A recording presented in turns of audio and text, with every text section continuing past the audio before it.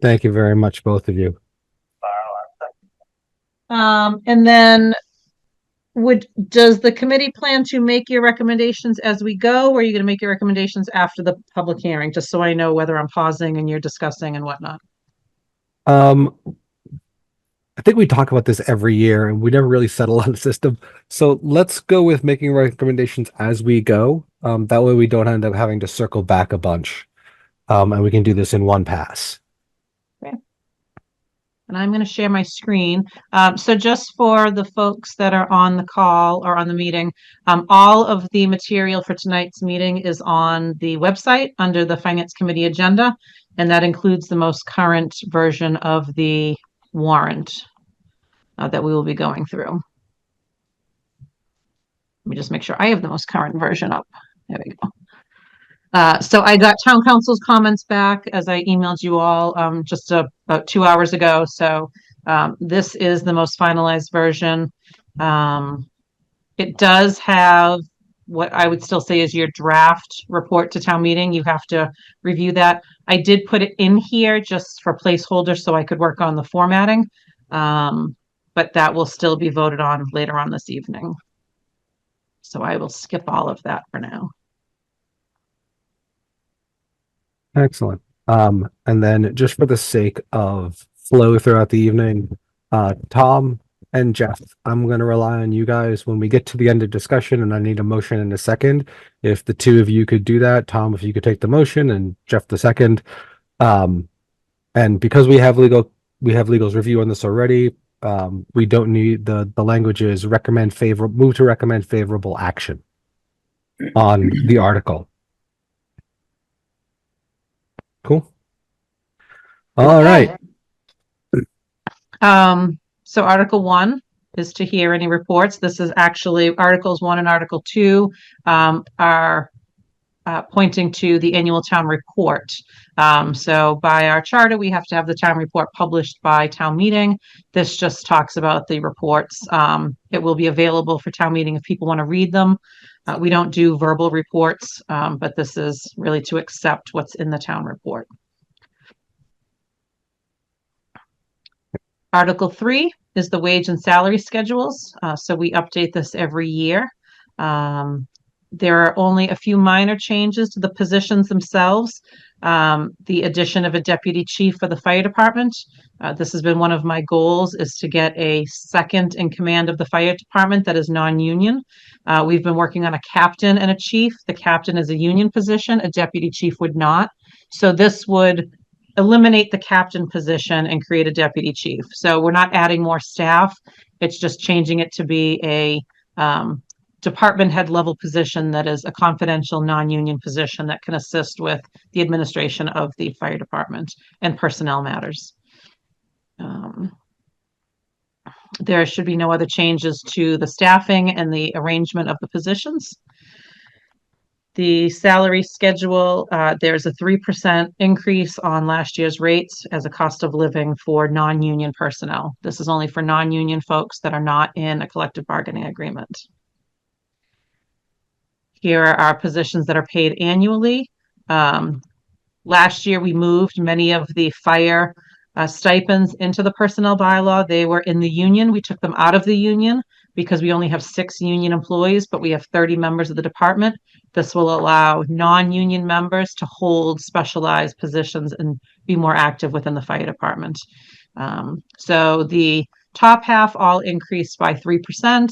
The stipends were 1,000. We're increasing them to 1,200 because they get a monthly stipend, and it was just easy to do $100 a month. These are all of our part-time, seasonal, and temporary rates. These all increased by 3%. If we have returning employees in any of these categories, they will go up a step on July 1st. Any new hires come in at step 1. So this covers most of our summer program, our after-school program, and then we have our call firefighters, our auxiliary police officers, part-time dispatchers, etc. And then last, we just have our election workers. So you will need to make a vote if you are going to accept or recommend favorable on this article. All right, so I'll recommend to move favorable action on Article 3. I second. With a motion and a second, is there any discussion among the committee on this one? I mean, this one is, I feel like fairly standard. We've talked about this a little bit before. The only real major change is the cost of living increase for all the steps.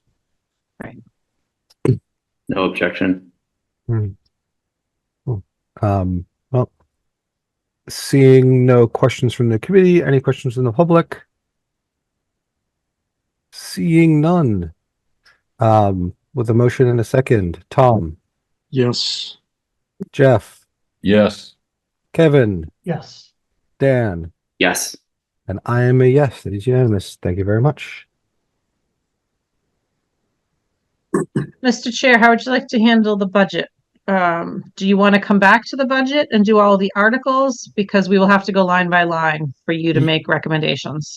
Yeah, let's go down to the special articles. We'll come back to Article 4 then. Okay. So the consent calendar. So those of you who've been to town meeting know that the consent calendar is our standard articles. Most of them are repetitive year after year. Sometimes there are minor changes to the dollar amount, but we consider them non-controversial and just really standard business. And that includes Articles 5 to, I think, 35. They will be taken up in one motion at town meeting unless someone wants to hold one of the articles specifically to discuss.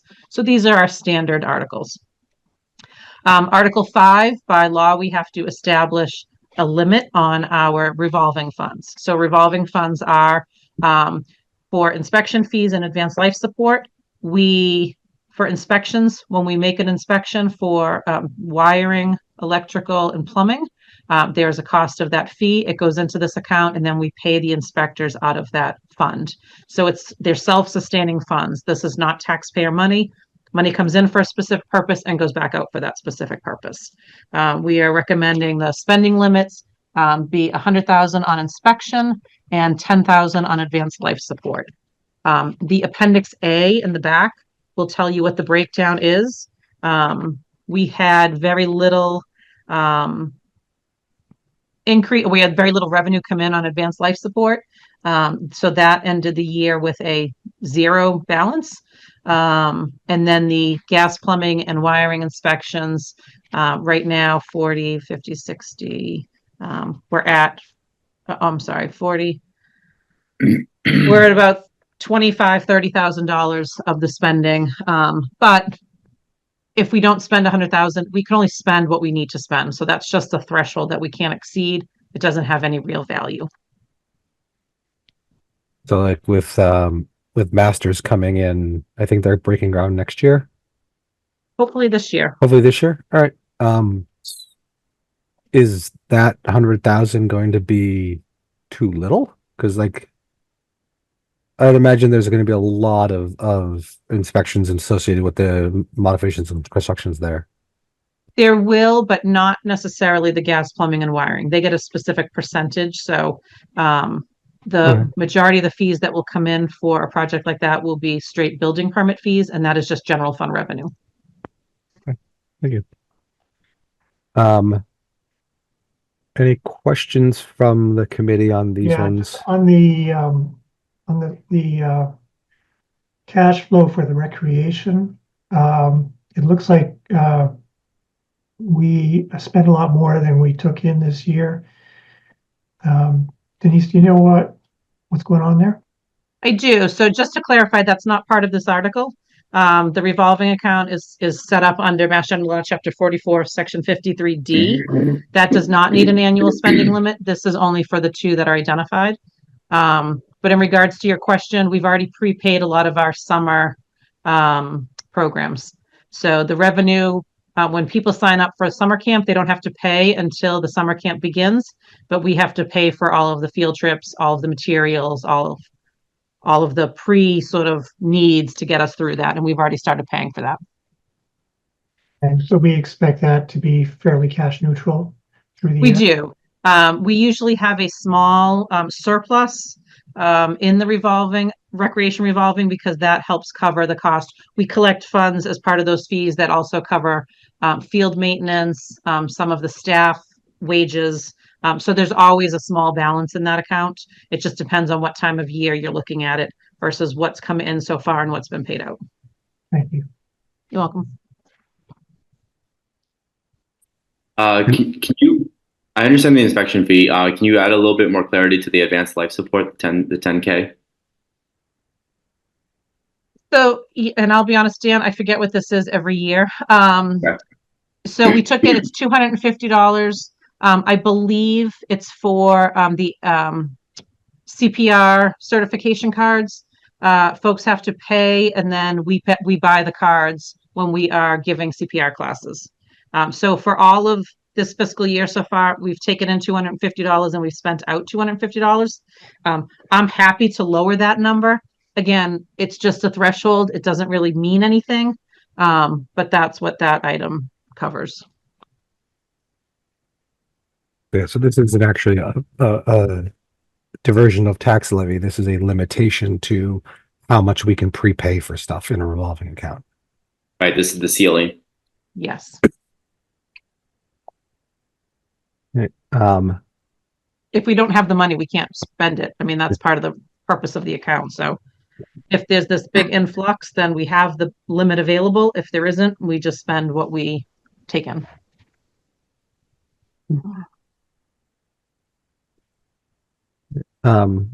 Questions from the community?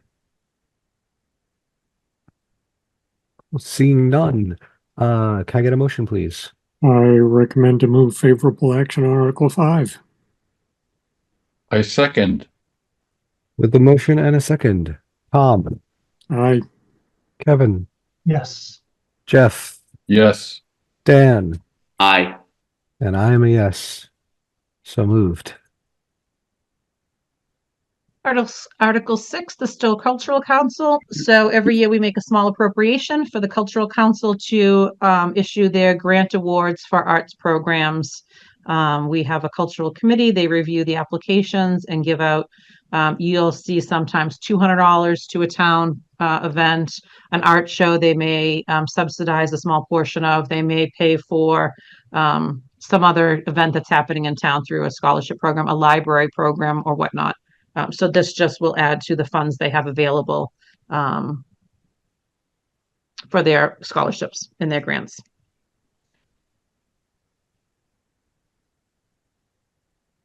What is the remaining balance from last year? Sorry, I just moved my spreadsheet. There we go.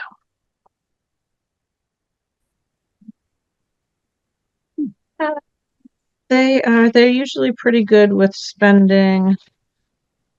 Yeah, I remembered this one being one of the lines that they're consistently good with their on year. So they currently have nothing. They have spent it all. Yep, that sounds about right. Do we know what it's been spent on? I'd have to look at their list of scholarships. I don't get that directly, so I'd have to get from the committee what they spent it on. I can show you an example of last year. I think they put on their website what they let's see.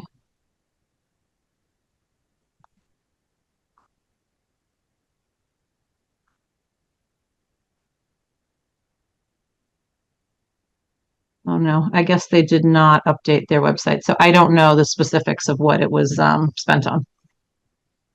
But it's required. It's overseen by the state, so they have to follow Mass Cultural's requirements of what they can use that money for. So it's all arts and culture. Understood. Thank you.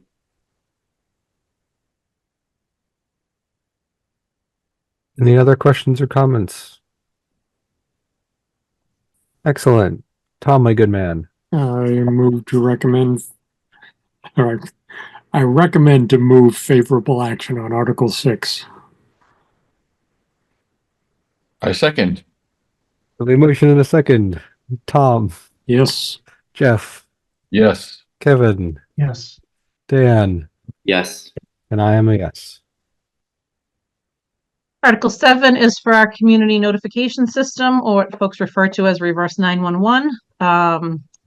We have had this for many years. The position thus far has been to use it only in purposes of emergencies, but I've been having some conversations with public safety folks and some other department heads about really making it a community notification system as it should be, and get it a little more used, notifying when the elections are, town meeting and whatnot. There was a slight increase in the fiscal 26 invoice. It should be about $6,300, provided we don't need any address update services, which I don't think we do, but that's why I made it a little bit more just in case. This one should be this one every year. Like we get a question about it, but it's essentially non-confrontational, but that's the wrong word. Controversial. Thank you. And honestly, from prior discussions, that's a really, really inexpensive amount of money for the service we get out of it. So outside of questions from the committee or from the public. All right, seeing none, Tom, I recommend to move favorable action on Article 7. I second. excellent. With the motion and a second, Tom, Yes. Jeff, Yes. Kevin, Yes. Dan. While we wait for Dan, I am a yes.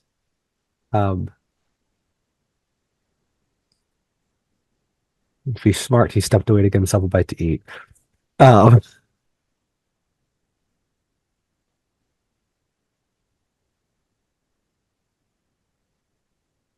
the motion carries regardless.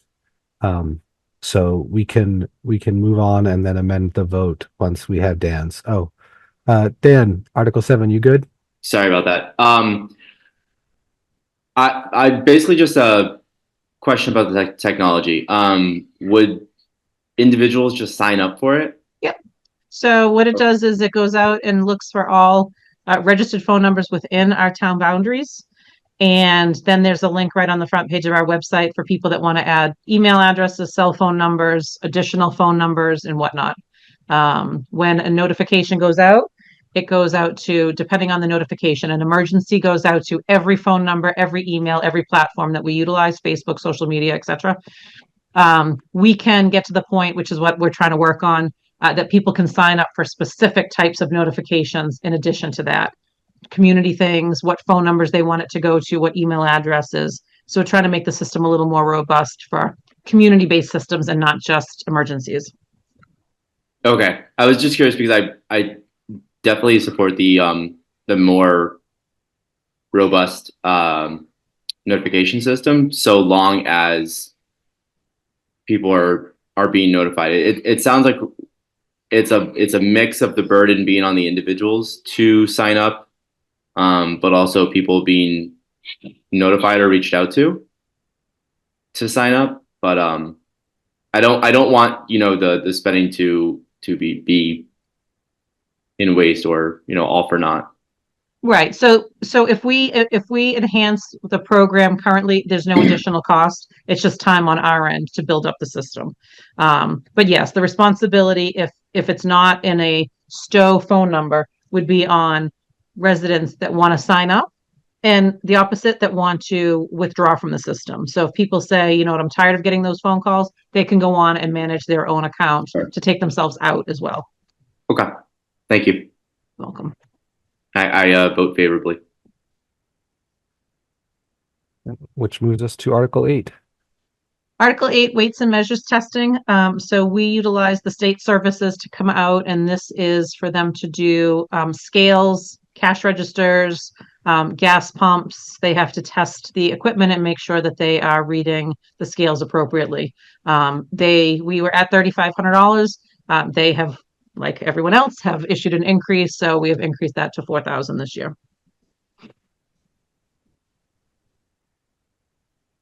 That it still seems unreasonably cheap, which is fantastic. It is. We have had the conversation. I don't remember if it's this group or the select board. We are legally allowed to pass the cost on to the businesses if we wanted to, but because we have so few businesses in town, we felt that that was really, for $4,000, it's not worth us billing the individual businesses and adding an additional cost to them to run their business in Stow. I mean, I feel like at $4,000, the amount of time you're going to spend invoicing, tracking, billing, and reconciling it is going to cost us more than $4,000. Right. Any questions on Article 8?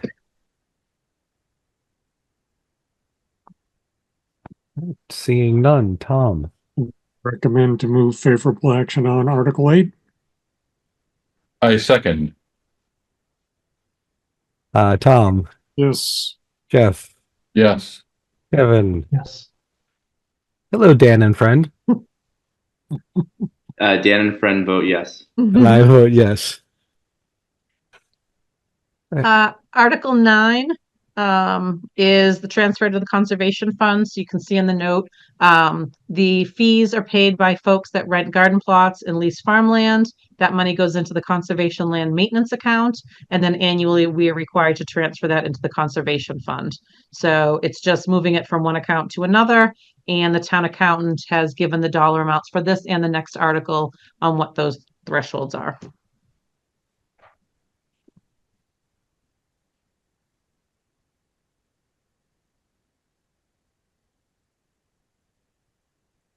Questions on Article 9?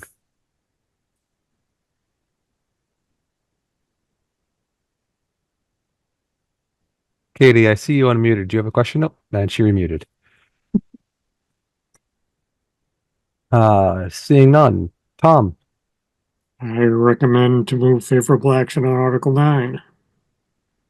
I second. excellent. Tom, Yes. Jeff, Yes. Kevin, Yes. Dan, Yes. and I am a yes. Excellent. Moving on to 10. Article 10. So this is money that comes in from permit application fees when it has to do with the Wetland Protection Act. This money is then transferred through this article, and the money that's transferred here helps offset the cost of the assistant conservation director, and it pays a portion of her salary where she primarily handles the Wetland Protection Act permits.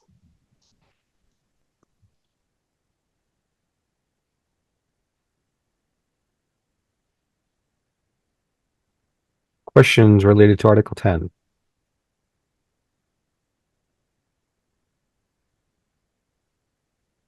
Katie, go ahead. I just had questions related to this, but it's actually related to funds that are brought in from the departments, like for fees. Is there anything that's posted that shows what's brought in for revolving accounts? Because this is not a revolving account, but it's similar. And it shows that, you know, other sources of funds by department. So it's a general question. And you can get to that later, but it's sort of related because the funds come in and then they're reallocated. Does that make sense? No, not to me. I'm not sure what you're asking for. Like the Board of Health, you pay for permits and they pay for other funds within that department. The building department's the scenario is similar. No, And there's no That's not report. no, that's not how it works. With the exception of funds that are specifically called out here, revolving funds, the specific like wetland protection conservation funds, all money that comes in is just general fund and goes in to balance the budget. So all So Board of Health permits, all building permits, those are all just general fund revenue. So they all go in there now. They don't go out from department. Okay, thank you. Yeah, they That do not. answers my question. You're welcome.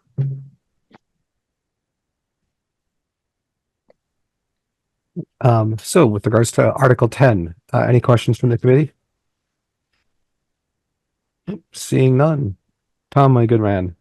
I recommend to move favorable action on Article 10. I second. All right. Tom, Yes. Dan, Yes. Jeff, Yes. Kevin, Yes. and I am a yes. So this article is in tandem with Article 9. So in Article 9, we took the conservation land maintenance account and moved it into the conservation fund. This adds funds in addition to that. And this money is used to pay for primarily the land stewards that maintain the trails.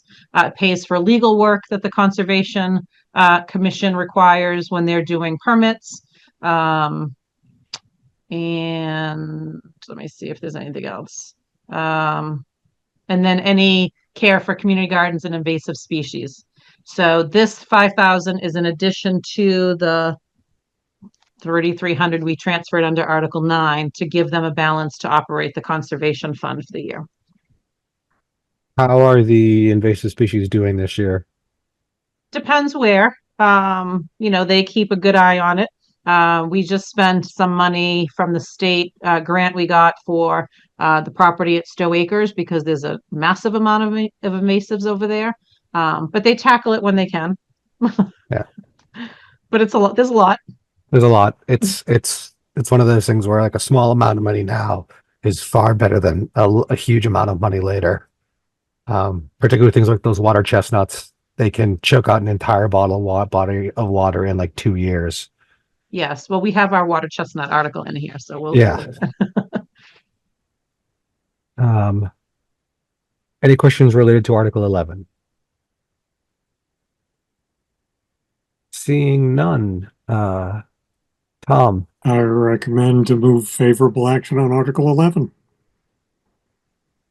I had Second. one additional question. go ahead, Dan.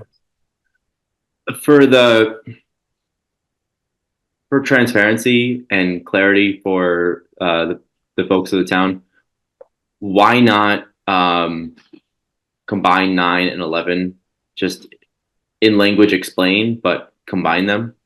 So you can't.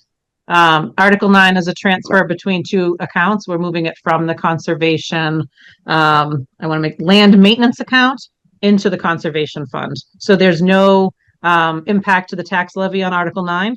We're just moving money. Article 11, we're adding more money in. So the $5,000 would come from the tax levy to add into the conservation fund. So even though they both have to do with the conservation fund, they're different authorities. Okay. And is 11 just to focus on invasive species? No, it's to cover the trail stewards, legal costs of permitting if they have any surveying work that needs to be done, wetland delineation stuff, anything that really has to do with conservation outside of their operating expenses. Okay. Is the only reason to not list the examples? Because then that would make it seem like anything beyond this is beyond the purview. The examples are all here. So if you just look, the examples Oh, are the all italicized. here. I'm sorry. I couldn't. That's okay. see. Thank you very much. Yeah, so on every article, well, I shouldn't say every because there's one or two that doesn't. So I try to put in a little synopsis of what the article is Context. for, and Thank it will this articulate some of that.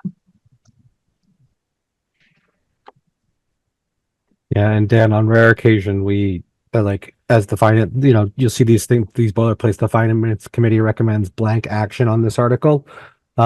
We have also occasionally added extra context for articles, specifically for articles that we felt really bore extra emphasis on why we supported it. Usually in Right. cases where like it would be clearly a contentious article, except for the fact that like we did our due diligence and the math says it isn't a contentious article. Understood. Got it. Thank you. Um, In that I- case, I vote favorably. Cool. Since we do have a motion to second before you slipped your question in, Tom, can I have your vote? Yes. Jeff, Yes. Kevin, Yes. and I am a yes. Article 12 is the water chestnuts. So this is in conjunction with oars. They do the majority of the work out there on the water chestnuts. We had taken a few years off because during COVID, they really weren't out there treating. But now they are back to maintaining the invasives and the acebit. So $1,000 for the year will help them take care of those invasive plants.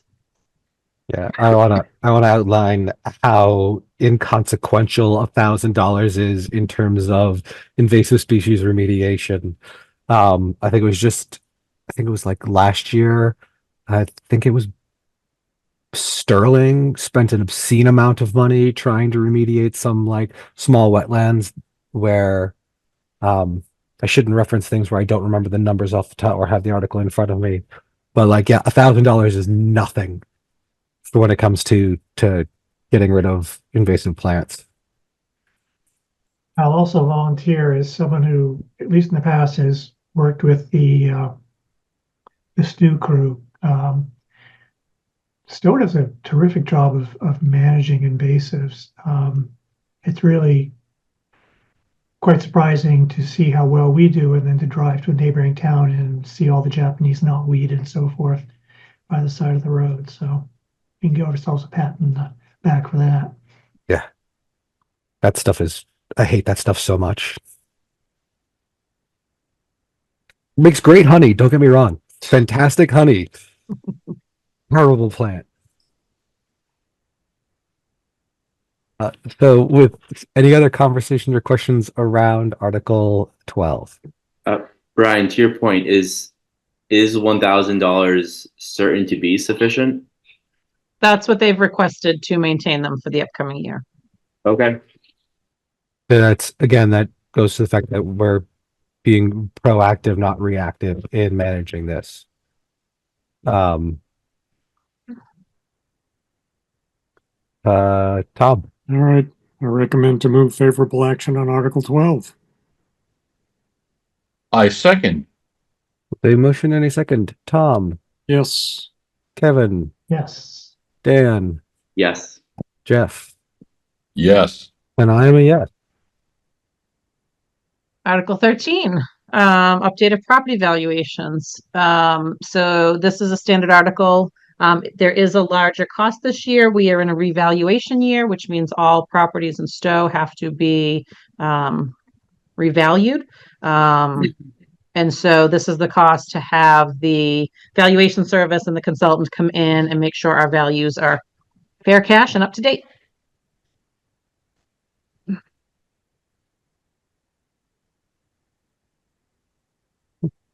And now is this this is not the big annual like whole town year. That was No, we are in a that whole, year. Yeah. okay, yeah. That So makes we're at some the sense. end of our cyclical inspections. Okay, that makes a lot of sense to me. Any questions from the committee or from the town? Do these inspections mostly take place a certain time of year, or just like year round, just rolling? So, well, there's two ways to do it. So technically it's year round as building permits are coming in or properties are being sold.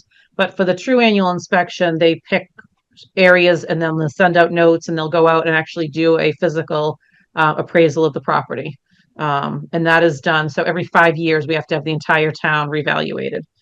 So they'll go through and make sure that that's all done and every property is reached out to within that 5-year period. Okay, so there are, for example, several places that have already where it's already been done, say in the fall of 24. Yes. Okay, understood. Yeah, Dan, you'll get a letter in the mail that warns you that an assessor is going to be on your property within a window, and they're required to like notify us that there's going to be trampling around our yards. Like I got mine, ironically enough, I think fall of 24 sounds about right.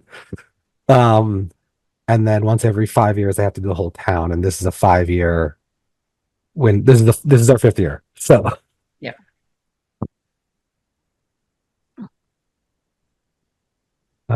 Questions from anybody else? Cool. Seeing none. Tom, my good man. I recommend to move favorable action on Article 13. I second. Excellent. Tom, Yes. Kevin, Yes. Dan, Yes. Jeff, I vote yes. and I am a yes. Article 14. And I'm actually going to change that heading because we're not including private ways and municipal parking lots this year. So I touched upon this, I think, at our last meeting. This article, we normally have road maintenance, road machinery, private ways and municipal parking lots. The other two are usually a small amount of money. but we have not spent money in either of those two categories for the last 2 years. So we have 2+ years sitting in the account. So this is just for the road machinery account. This maintains pretty much our heavy equipment. And so we appropriate funds every year so that they can make sure that the equipment that's needed out on the roads and working on the roadways is either current or fixed and up to date. Just a quick question. Denise, what's the rationale again for including this as a separate consent calendar article rather than having these funds as a part of the normal departmental budget? So I'm gonna start with the answer that I hate. It's always been done this way. But in reality, it's, we do these accounts. There's a lot of them that could be rolled into the general fund operating budget. The problem with that is it is use it or lose it by the end of the year. And with things like this, we know we're going to need the funds eventually. So it just gives us a little cushion going into the next year if we have one higher year of more equipment needing to be maintained versus the other year. That's really the only difference is these accounts, the funds roll over from year to year. So we accumulate them. That relates to funds, yeah. Yes. Thank you. Sure, You're welcome.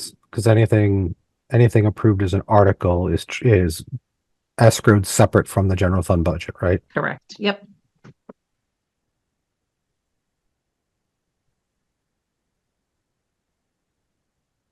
Any questions from the community? Seeing none. Tom, good sir. I recommend to move favorable action on Article 14. I second. All right. Tom, Yes. Kevin, Jeff, Yes. Dan, Yes.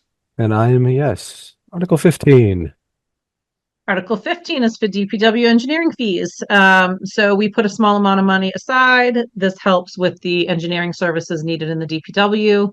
We don't budget overall. We don't have an engineer. I think we've talked about this for the last few years. That would be my dream position to add here, just because of what we spend in engineering costs. But this allows them, if they're doing some road work, culvert maintenance, have someone come out, review the plans, make recommendations, do survey work, and whatnot that the DPW needs to make sure that their operations are moving forward when it comes to primarily road work.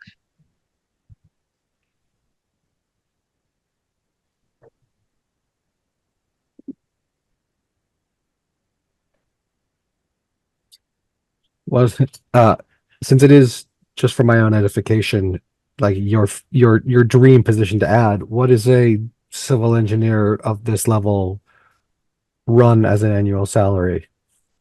I mean, you'd be looking over 100, That's but with a PE or civil engineer, I mean, the money we spend in the planning department, conservation department, DPW, I think they would certainly make up for themselves with the money that we would save that we're spending on consulting services for engineering work.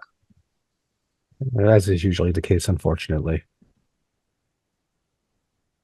But with the body comes health insurance and benefits that we don't pay. So Right. that's the offset right now, and which is why it's not something that we've So you really pay that, focused on. you pay that 30% premium either to the contractor or to your benefits and expenses, right? Right. Questions from the community?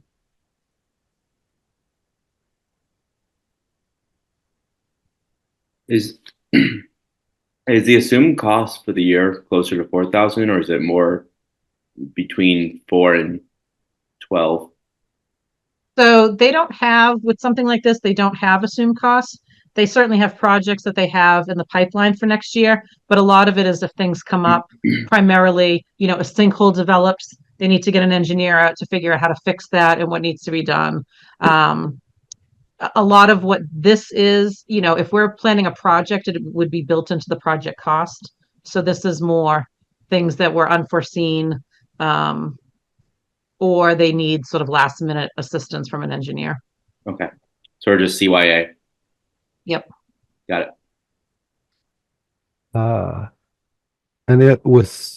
Any other questions about Article 15? If not, Tom? I recommend to move favorable action on Article 15. I second that motion. Excellent. Tom, Yes. Kevin, Yes.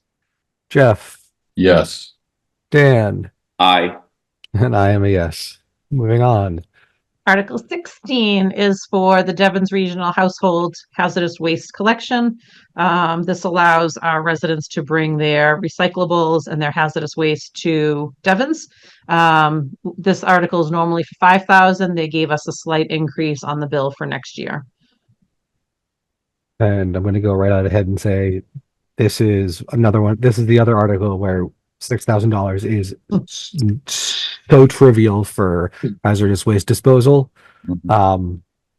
I think I looked at it at the end of last year. The number of times the town citizenry took advantage of it, it came down to under $100 per like disposal. Which is ridiculous since I think it costs $90 to get rid of a single car battery. Right. So Yeah, we've had to do this where I work, and it's crazy. I mean, you're right, Brian. I agree with you completely. It's a bargain. that said, I don't expect this one to be controversial, but any community questions before we move to a motion? Seeing none. Tom, my good sir. Yep, I recommend to move favorable action on Article 16. I second. Tom, Yes. Jeff, Yes.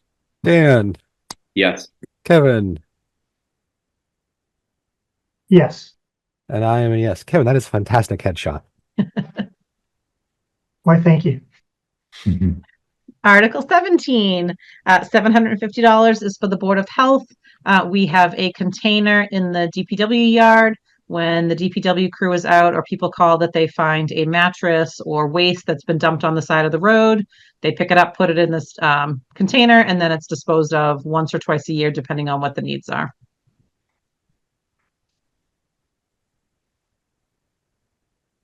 Any questions on the community or from the board about this one? All right, seeing none, I'll take a motion. I recommend to move favorable action on Article 17. I second. Excellent. Tom, Yes. Jeff, Yes. Dan, Yes. Kevin, Yes. and I'm a yes. Article 18 is for Stow TV expenses. So Stow TV functions like a revolving account, only it's not one under the law. The money comes in from cable providers' bills. So any of you who have Verizon or Comcast cable, there is an agency fee on your bill. That is the town's portion. It comes to us, and then we appropriate it to Stow TV to run the TV channel, pay for their salaries, their benefits, anything that needs to run the station. It pays for equipment repairs, and all of their programming.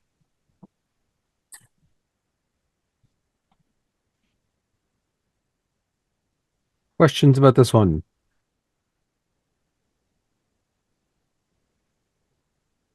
Seeing none. I mean, I think this is just a really valuable thing for the town.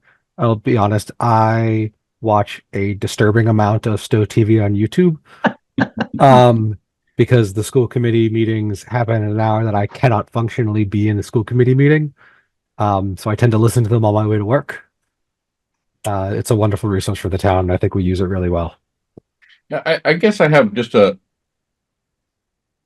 personal interest question in that, more and more people are moving away from their cable providers and moving to wireless. How will this be funded in the future if it should become the case that there's very little cable and wireless? So that is a question that we will have to have a discussion on. And that is a concern. So I will tell you that we do take in more than what we appropriate out, not a lot more. So there is still a buffer in the reserve sitting there waiting to be appropriated. But there is some general concern that The subscriber numbers have decreased so dramatically that, quite honestly, the local cable access advisory committee sort of put on hold some larger projects that they were looking to do because they're not sure that the money is going to be there, and they'd rather keep it for programming and staff. So it is a concern. It is something that we will have to discuss as that account starts to dwindle more than what our expenses would be. I do wonder, because like, even if I don't have cable TV through Comcast or Verizon, my wireless service is through Verizon or Comcast in this town. No, it's only your cable provider. We have licenses for cable only. So it's Comcast cable and Verizon cable. Interesting. Okay. Maybe that's what will happen. Maybe the next generation will be that when we do our license agreements with these companies, we can expand it to cover. But right now the law is that we can negotiate a cable license agreement. Okay. Yeah, that's going to be complicated. Mm-hmm. Denise, do you have any sense on what that timeline is? You know, when those discussions would need to be happening? No, I mean, I don't think we're there yet. I think we still have enough people that are subscribed that we do have the money to continue operations. But it's something that we have started to talk about internally. So it's something that we'll keep an eye on. And when we need to start having those conversations, we'll have them early enough, because my assumption is it is such a valuable resource that we will be talking about making a tax appropriation. I'm just trying to understand if it's in the next year or two, or for 5 or 10 years out or something. No, I would say maybe 5 years. It just depends on how quickly those the subscriber continues to decline, but it's not going to be in the next year. That's for sure. It's better to start talking about it now and start planning. We've decreased by about 40% in the last 12 years. So this is just nationally. We're down from about 110,000 to about 60,000 in the last 12 years. It's a little over 40%. It's like 46%. Do we know what those numbers are in Stow? I only have the US national statistics. Yeah, I can certainly get them for you. I'd have to get them from Stow TV. But It I is- don't have them. It is interestingly flattening out. So the difference year on year between 22 and 23 was only about 2%. But we can maintain with that if it like, even if it flattens out in the next, let's say, there are going to be those tried and true people. They're just like, I'm not letting go my cable. Are we good to continue funding as we are, or are we going to have to move to some sort of model where cable is completely obsolete and it's just, Brian, to your point, like a YouTube thing? Only time will tell. I mean, I think at this point we're good to operate where we are. But maybe there is some subsidy that will be needed, not fully, tax supported, but maybe at that point we reevaluate what services we're offering, what programs we're recording. We are trying to make things a little better. We actually just applied for a grant. I just applied for a technology grant that would run fiber through all of the town buildings, which once fiber is in place, you could put cameras and you could do a lot of controlling from here and not necessarily need people in different buildings to run programming. If we get that, it'll be another step to helping make us a little bit more efficient.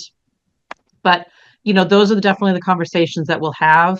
I think it'll be like a transition that we'll be fine as we are. And then we'll get to that point, maybe a few years down the road, depending on what that subscriber looks like, that we're paying some tax revenue towards the appropriation and some of the cable cost. And then we'll just slowly transition as cable continues to become more and more obsolete. Well, that seems like a future me problem. For tonight, and I just wanted to clarify myself because you said this twice now. this money is coming in from a fee on cable subscribers' bills. The LACAC is collecting that and then distributing it out to the town. I mean, yeah, the LCAC doesn't collect it. It comes through the select board's office. It goes into an account. But yes, they're the Okay. ones that review the budget. The LCAC then submits to me what their budget for the year is based on their expected expenditures. Okay. Any other questions? Seeing none. Tom. I recommend to move favorable action on Article 18. I second. Excellent. Tom, Yes. Jeff, Yes. Kevin, Yes.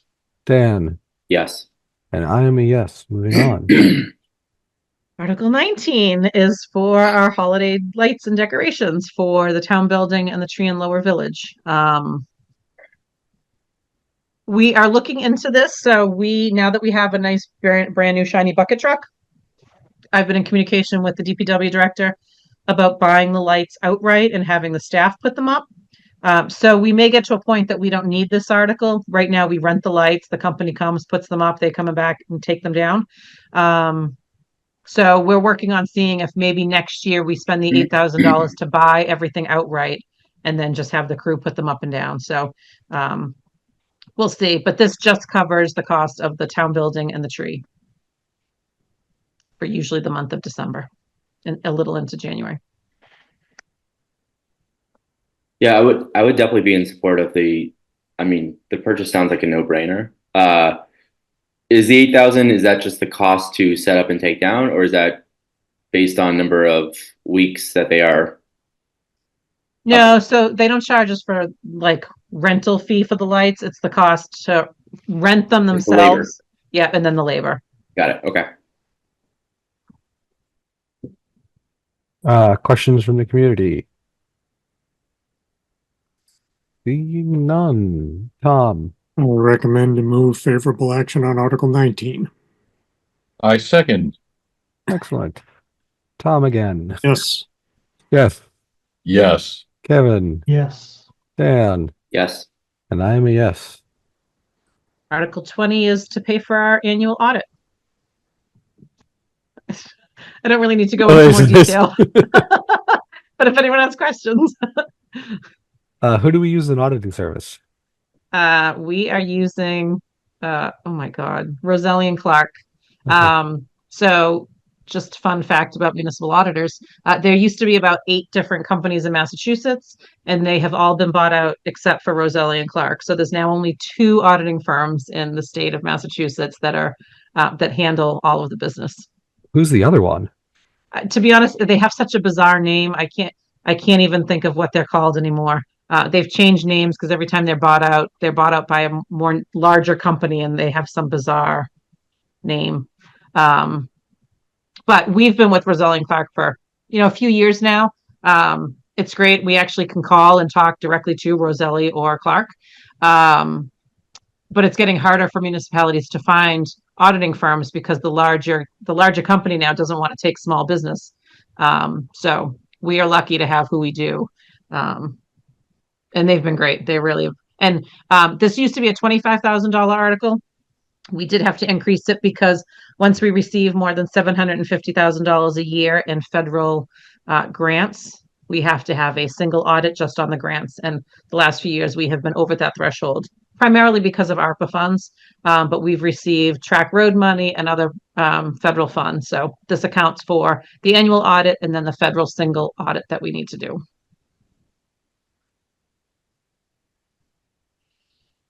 Wow. Any other questions about this one? I mean, So Denise, am I correct in understanding that by statute we're required to have the annual audit, and it costs taxpayers $30,000 to do the audit? So we are not required to have an audit annually. It is obviously best practice to have an annual audit, but we are not legally obligated to have one.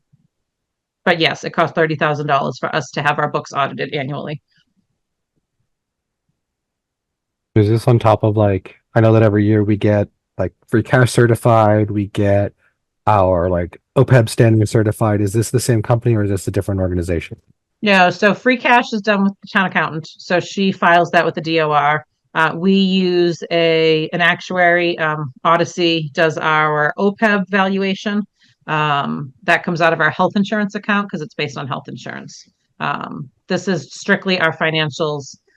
So when you get the audit report, the financial statements, that's what comes from Roselli and Clark. Okay. And then that's what's filed with, we do file them. If we are doing any borrowing, the rating agencies would look for an audit to make sure that we're in, it's an independent review of our books to make sure that the financial position that we say we're in, they can affirm. And with the mindset of auditing the auditing, based on you just said, it's essentially a duopoly now, is what it sounds like. And with all that consolidation, I know you just mentioned a $5,000 increase. What's the increase been in the last few years? Is it just going up and up and up?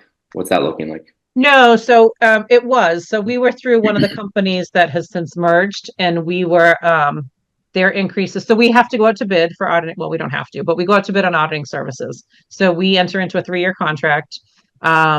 Roselli and Clark, since we've been with them, the annual audit has been level funded, but we did have to add the $5,000 single audit. When we were with one of the other firms, just the annual audit was over $30,000 in year 1, and then it increased in the 2nd and 3rd year, which is why we moved away from sort of those companies. Okay.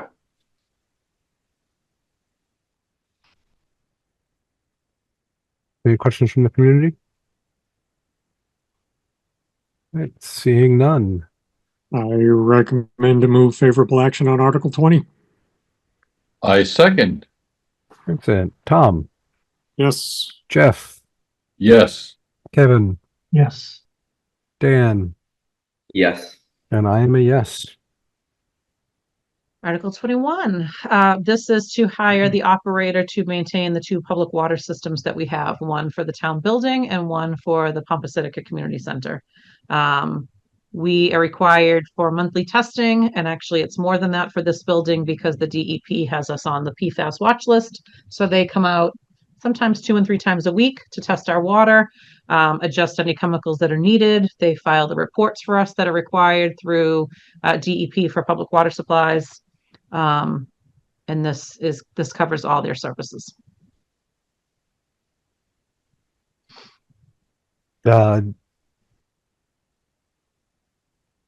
When they do the testing, I'm assuming we're on a filter system. We're in the process of replacing the filter system. We've been in the process of replacing the filter system since I've come to work here, and it has still not been done. And a lot of that is because of what's in our water, the constraints from the size of the basement and where the filtration system is. But yes, we are on a filtration system. The PFAS systems are usually activated charcoal. Do we have any idea what the disposal and replacement for that's going to look like? It would look the same as it does for all of the individual homes that we've put charcoal systems in for PFAS. So we'd have to use a company that would dispose of it and replace the canisters. Yep. Okay. Thank you. That is not included in this. So PFAS remediation is not part of this.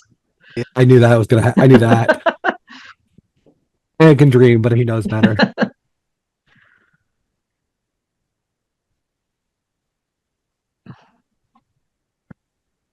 Questions from the community? Excellent. Seeing none. I recommend to move favorable action on Article 21. I second. Tom, Yes. Jeff, Yes. Kevin, Yes. Dan, Yes. and I am a yes. Moving on. Article 22. So this is for money that goes into an account. It says select board small purchases. It really falls under my domain. We use this to pay prior year bills. Statutorily, we can only pay an invoice in the fiscal year that is received unless it is through a special article. So any general fund operating bill has to be paid by June 30th or dated by June 30th. Sometimes we get bills or people find bills in September that was due in June. The only way we could pay those is through an account like this, or we would have to put it before town meeting and have it passed by 9/10 to pay a prior year bill. So this covers any of those if departments find or miss a bill. If there are other engineering projects with departments that don't have any engineering fees. This past year, I used this money to put on the open meeting law training. So it's just used for like little incidentals that are outside of the general fund that we need to, or we don't have any other appropriation for.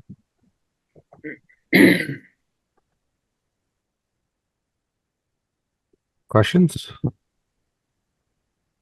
Right, seeing none. I recommend to move favorable action on Article 22.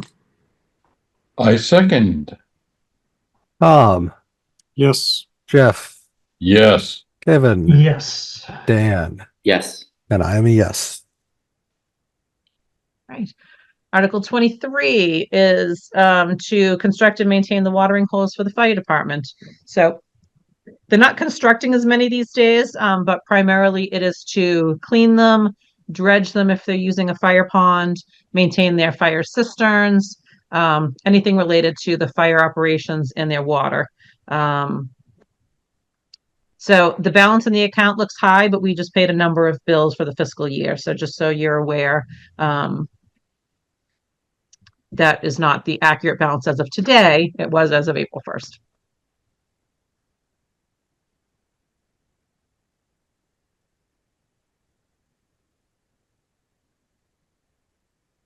This one seems like people should be able to not have the fire department should be able to trust the water hose function. I feel like that's not a really hot take. So I'm just gonna say, barring anyone's questions, Tom. I recommend to move favorable action on Article 23. I second. All right, Tom, Yes. Jeff, Yes. Kevin, Yes. Dan, Yes. and I'm a yes. Sorry for the beeping. Article 24 is to replace the PPE for the fire department. We started this a few years ago. We replaced 3 sets of gear per year. The cost of that gear has increased. So this article went from 6,000 to 9,000, but it is still to replace 3 sets per year of fire equipment, the personal protective equipment.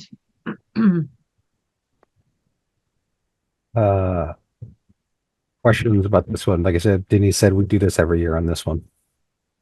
And have for the last several years. How long does a set last? I don't know exactly. I want to say it's around 10 years, but it would depend on if NFPA comes out with different standards. So we try to get it so that by the time we make the full rotation, we're ready to start replacing them again. Mhm. Do they have to does the gear get certified every year? Mm-hmm. Not all of it, so it depends. But your oxygen bottles, your SCBA gear, things like that have to be certified and tested. Yeah, O2 bottles have to get pressure tested at minimally every 5 years. That I do know.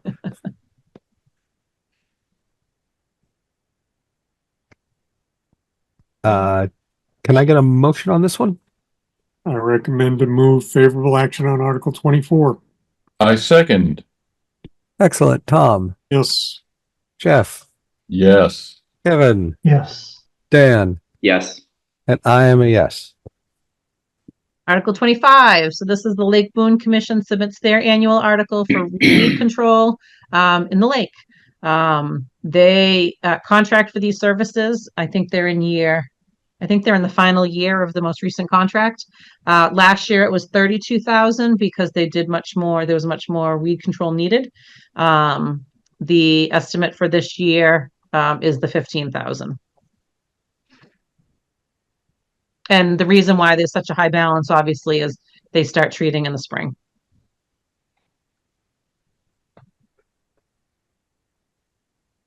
Questions on this one? All right, Tom. I recommend to move favorable action on Article 25. I second. With a motion and a second, Tom, Yes. Jeff, Yes. Kevin, Yes. Dan, Yes. and I am a yes. Planning board engineering and consulting fees. So this is again a standard article that we do. This allows money in the planning board's engineering account. So if they need to spend any money for plan review, peer review, if they are spearheading projects and the engineering was not covered as part of the project, that would come out of here, and any of the consulting services needed to assist them with master plan or any other projects that they're working on. There is a balance of 32,000 in the account, but when you see the work plan for the planning board and the planning department, they have that all sort of built out based on what they have planned for the spring and through next calendar or next fiscal year for projects. Okay, there's a lot of planning board projects in the next couple of years. Yes. Questions on this one? Seeing none, I will accept a motion. I recommend to move favorable action on Article 26. I second. Tom, Yes. Jeff, Yes. Kevin, Yes. Dan, Yes. and I am a yes. Article 27, this is the money from that comes in through the Community Preservation Act. And this is appropriated out to cover the administrative costs of running that fund. So this covers the administrative assistant, any attorney fees that the CPC authorizes. Sometimes they will approve a project, let's say to protect open space. So then if there's surveying work that needs to be done, they would pay for that. If there's legal work that needs to be done, they would pay for that. So it just gives them, in addition to their administrative cost for their administrative assistant, just some extra fees if they approve of any ancillary cost to one of the projects that they've authorized.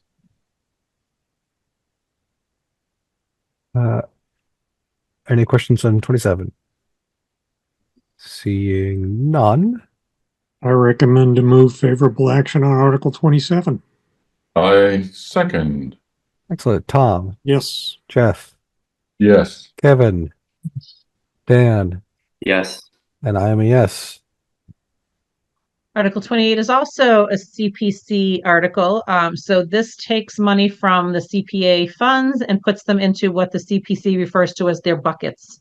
Every year we make an allocation into these respective categories: historical resources, open space, and affordable housing.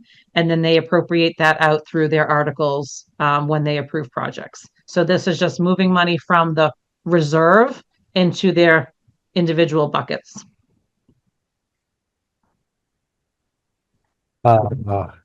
This one's we do this one every year. Unless I see a question, Tom, I recommend to move favorable action on Article 28. I second. Tom, Yes. Jeff, Yes. Kevin, Yes. Dan, Yes. and I am a yes. Article 29 is the funds to pay for ClearGov for us to do our budgeting and capital software, our capital. So there was a slight increase from fiscal 25 to fiscal 26, but minimal. But this is what we pay to do the online software. And I think I asked you this last time. This is seat. Is this seat based? No, this is just. It's By usage. module based. Yep. So All we right. own 2 of the modules, technically 3 because the budget book is its own module. But we don't pay for users or seats. I mean, that's fantastic. That's not terrible as a licensing cost goes. And I will say they're a Maynard company, so they're local, and it's actually really nice if we ever need any service from them. I did not know that. That's pretty cool. Yep. Lord knows I love them. I mean, data visualization is an important thing. Mhm. ClearGov is based out of Maynard. Yep. Huh. Any questions on Article 29?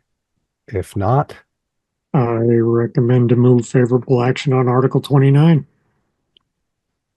I second. Tom, Yes.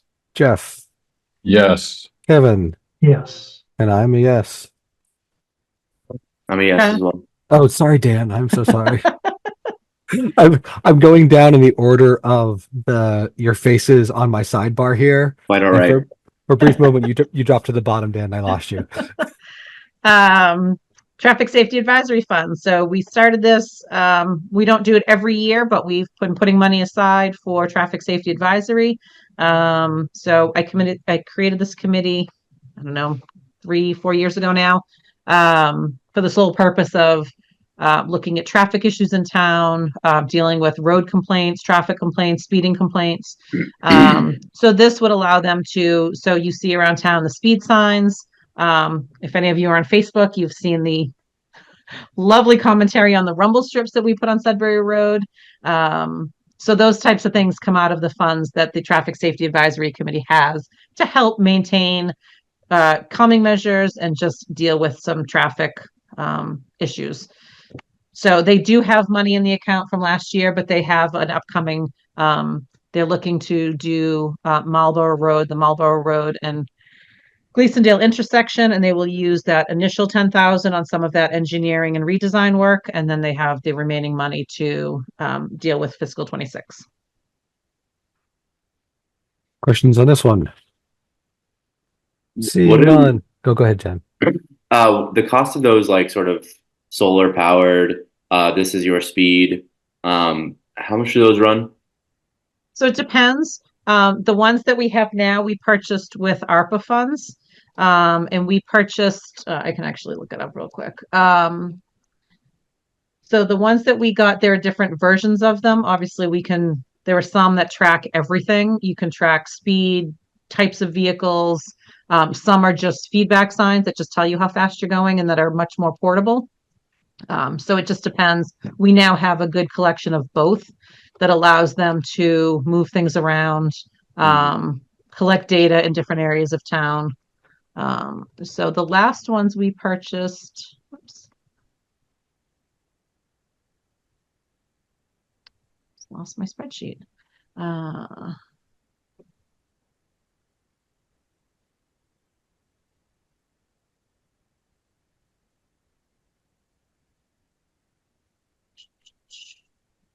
Hold them.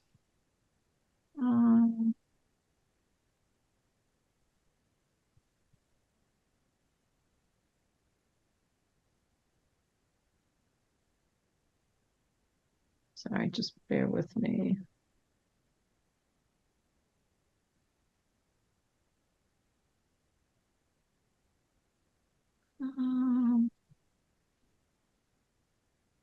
So the last one, oh no, that's not it.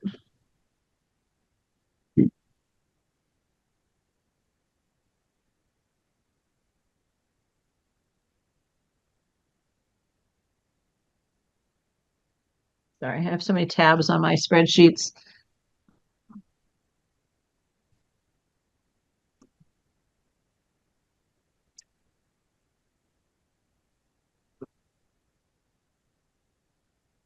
I don't know. I'll have to find it when I can focus on I my. was gonna say, even if it's just like a ballpark, I'm mostly just curious. Because I wouldn't even know where to begin to hypothesize. $43,000 was the last. We bought 3 $43,000? signboards. 43,000 For 3? for 3 traffic and radar signboards. Yes. Is that total or each? No, that was total, but we Okay. bought the most recent ones have all of the data collection so that they can run reports and actually analyze the traffic and the speed and time of day and whatnot. Okay, so there's a Weight mini of computer. vehicles. So there's a mini computer and hard drive on that. Yes. Okay. Yes, and they are Wi-Fi enabled so that they don't have to, in the old days, you used to have to go to the device, program it. They can actually do it remotely now. So it has much more power. But that's why we did that with ARPA funds. How often do the police like look into that? Like what type of vehicles, that type of stuff? Because there's I'm a couple sorry? on Wheelers. I'm just curious. Did you say how often? Yeah. So I mean, well, I can tell you the chief looks at it all the time. And then depending on if it's something that traffic safety is looking at, he'll bring it into traffic safety and they'll all sort of go over the data and figure out if calming measures are needed, if the signs are working, if they're not working. You'll see some that says like smiley or on camera.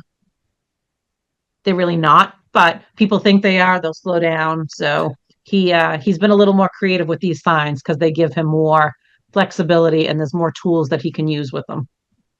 Okay. Thank you. Barring any other questions, Tom, I recommend to move favorable action on Article 30. I second. Tom, Yes. Jeff, Yes. Kevin, Yes. Dan, Yes. and I am a yes. Next article is for our MS4 storm water permit requirements. So these requirements went into effect maybe 2016, 2017. They are regulated by the EPA regarding stormwater runoff. So runoff on your property, water discharge, drainage systems. We are required to have a discharge permit. And there are a significant number of requirements that go along with that. This fee is really for the consultant to do all of the annual reporting, give us a list of recommendations that we are required to do to maintain our permit. For instance, we've talked about before street sweeping. Well, we can sweep the roads now, but you can't dispose of the street sweepings like we used to. We have to have those disposed of under our MS4 permit. We passed a bylaw years ago about illicit discharge from people's homes. Some people have pipes right from their basement pumping out any flooded water right into the town's drainage system. That can't happen. We now have a bylaw that says you can't dispose of water because it could include contaminants, oils, whatnot. So this is for us to remain compliant with the EPA's stormwater plan.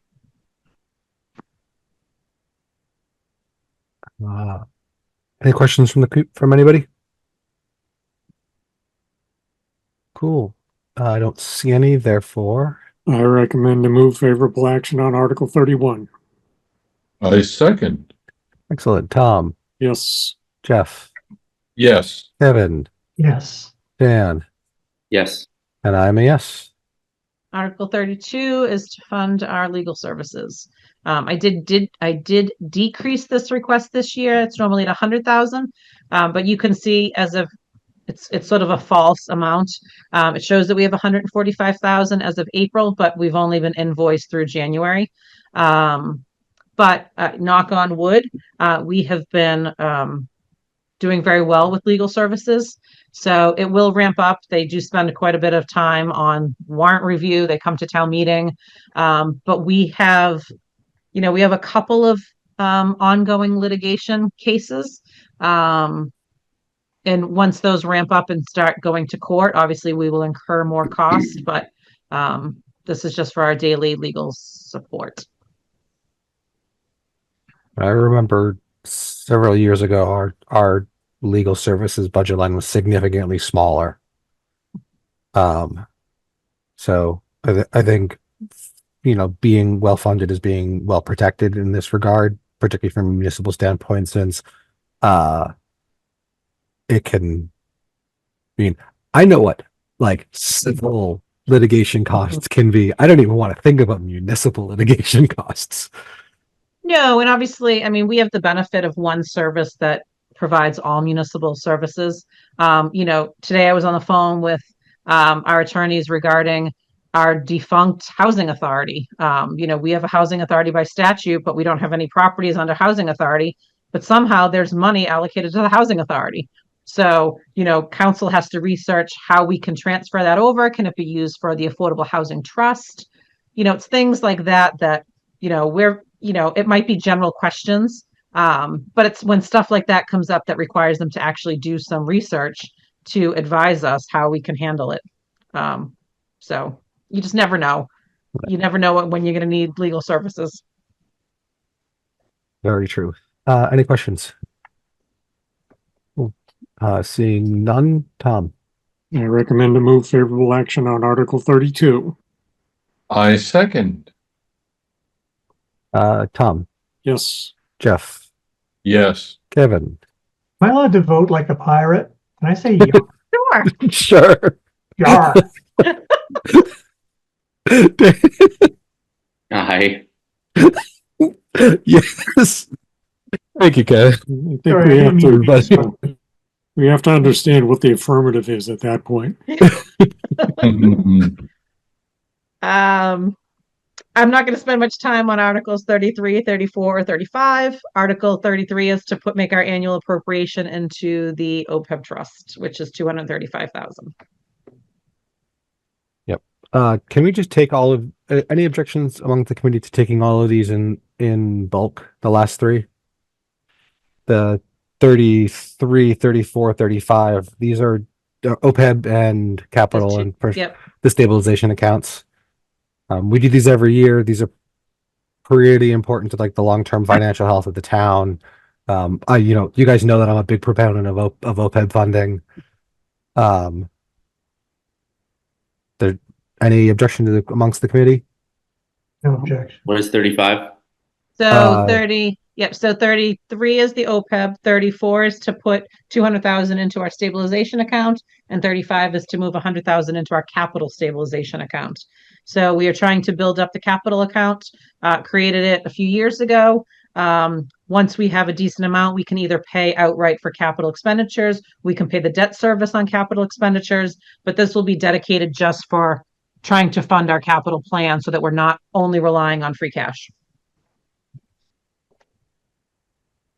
And these are transfers from our certified free cash into the dedicated accounts. Correct.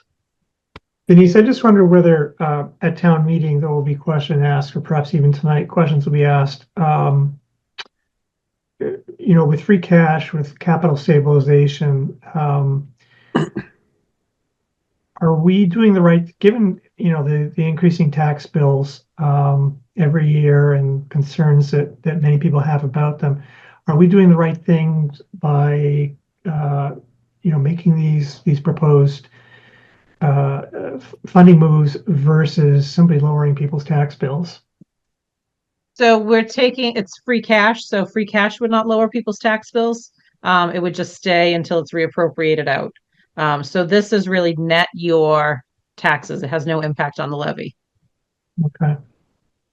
And well, I think we might push the question, the next step then and ask, is there an opportunity to decrease the levy? So there is. I mean, that's something that certainly the community could have a conversation about. When you start decreasing the levy, you start facing overrides. And yes, that gives the residents an opportunity to make that decision. But the flip side is you deal with things like, we've talked a lot about what's going on in Bolton, looking to cut all services if the override does not pass. So I think we can certainly have those conversations, but I do feel, people may not, I do feel that the budget is still conservative. The cost to the taxpayer are the votes that happen through debt exclusions. And that's what the impact is right now. It's the high school, it's the library project, it's the 5 other debt exclusions that we have on there that people have supported in the past. You take all those out, the actual tax increase is very minimal. And that's what, until those debt starts, in which they're not, because they're all long-term, very long-term. But that's where the cost really comes to the taxpayer. Obviously. Okay. Well, thank you, Denise. In other words, 33 through 35 are not increasing taxes. Correct. They're money that's already been allocated. It's just being well, it's not allocated. So free or cash. Being rebucketed, Yeah. So free cash at the end of the year, we took in more revenue than we spent out. And that's what free cash is. The state certifies it based on our balances, and then we can reappropriate it for different purposes.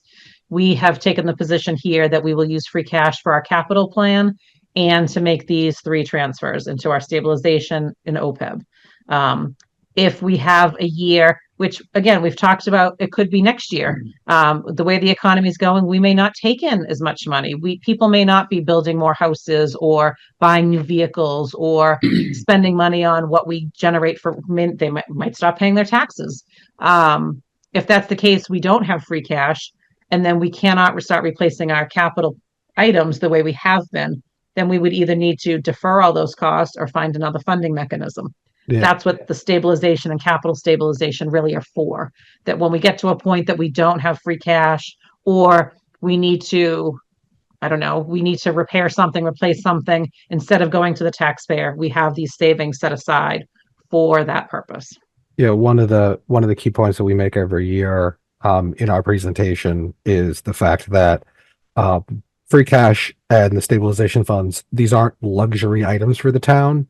These are our rainy day funds. These are countermeasures against, sudden and rapid inflation, or a massive downturn in the economy, or a dam that needs to get rebuilt. These are safety nets for us that prevent us from having to do massive raises in a single calendar year, which can involve overrides, can involve service cuts.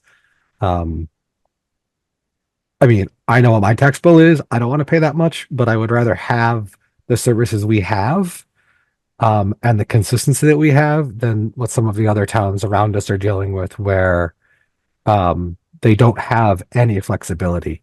I think a thing of note is one of our neighboring towns has less money in its free cash than we have in either of our stabilization funds.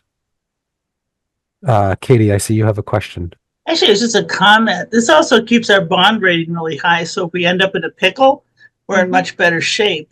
So it's like having, an 800 credit rating if you're going for funding for a mortgage or something.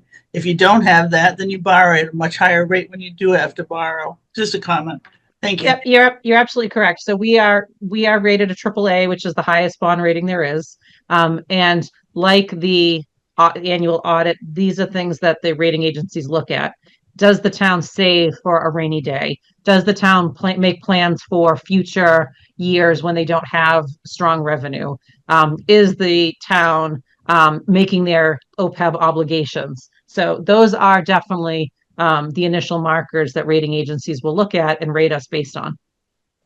Yeah. And I think, if I remember correctly, the preferred target range for those rating agencies is like 8 to 12% in free cash and stabilization accounts. Yes. And I think right now, looking at it, I think we were looking at just over 10%, and that's inclusive of the unusually high free cash year because of the lower village settlement, correct? So yes, except it did not include the lower village settlement. It just included, there was a lot of building permit revenue that came in. I conservatively estimate our revenues. And that's what we build our budget based on, as a conservative estimate, so that when any money comes in over those estimates, it goes to free cash. So yes, we had a very healthy year for 2 years in a row. 2 years ago, it was because of the lower village settlement. This past year, it was just, we didn't spend all our free cash from the prior year. We had healthy reserves coming in. So it's just a bunch of factors. Rating agencies also look at that. If you're budgeting too or not conservatively enough that you're not generating free cash, that's a red flag. Makes sense. With a question to be as prepared as possible, if something goes wrong and we realize that the money that was set aside for capital purchases actually would have been better off towards an emergency purpose, can it be removed from there and moved back? Is that possible? Is that something that's ever been considered? So, it's possible. It requires a vote of town meeting. So it would have to be, depending on what it is, to change the purpose of that fund. But that's why we have the basic stabilization fund.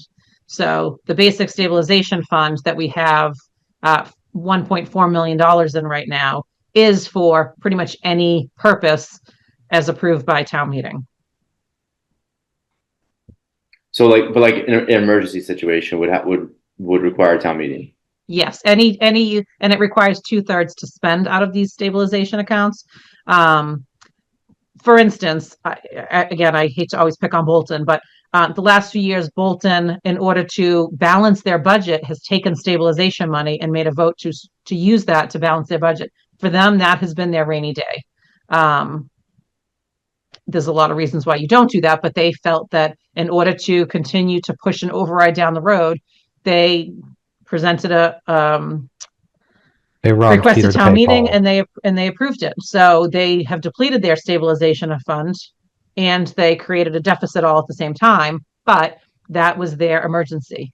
For us, I would say it's more like we used it for Lower Village. So when the project at Lower Village fell through, the town appropriated stabilization funds to go in and fix that. We certainly could, if we need to buy a new fire engine, that could be a conversation. You know what? Instead of taking it from taxpayers or within the budget, let's appropriate $1 million of stabilization. That's where I want to try and differentiate, though, capital stabilization and then the true stabilization.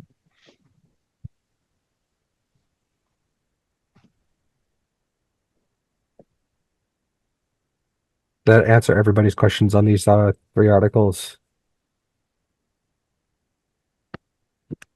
I move we vote favorably. With a motion, can I get a second? Seconded. Oh, hold on. You do have to be specific on which articles we are doing this on. Okay. So 33, 34, 35. Cool. Now, Tom, I'm going to assume your second stands for that clarification. Yes. All right. Tom, yes. Jeff, Yes. Kevin, Yes. Dan, Yes. and I am a yes. And we are officially halfway there. So we are through the consent calendar. So capital requests, we have talked about these, so I won't spend a ton of time. I'll just sort of go over them, any changes. If folks have questions, happy to answer them. There are 3 changes since the original draft went out. The first one being the 36-1 conservation. This is for the Flag Hill garage repairs. We had a higher number in.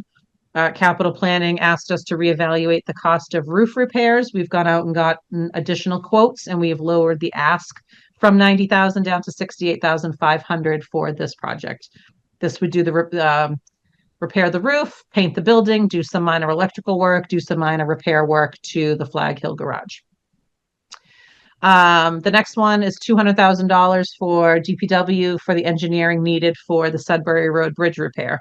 The state has noted that we need to do something with Sudbury Road Bridge, either repair it or replace it. And this is the estimate for the engineering work to get that project done.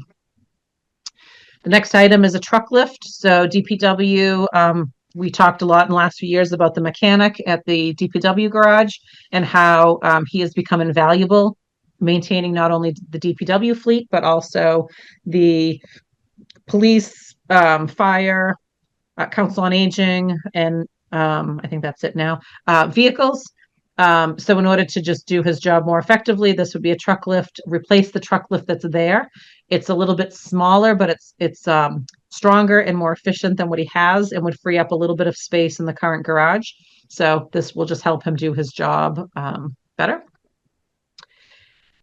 Every year there is a road that we spend outside of Chapter 90 funds to repair. So this year, Treaty Elm is on the list. So this would resurface Treaty Elm. Excuse me. The next one, 25,000, is for the DPW generator transfer switch. It just needs a new transfer switch. The one that's there is not working. And so in order for the generator to work, it has to be manually switched over. This would just provide the automatic switch. The next change is facilities for the police station roof. So that was a much higher number originally, I think 268,000. Based on some additional quotes, we have lowered that to 125,000. I'll be honest, I'm a little skeptical, but those are based on the quotes. The people said they would bid, and they did give us a prevailing wage rate. So we will hope that that is enough.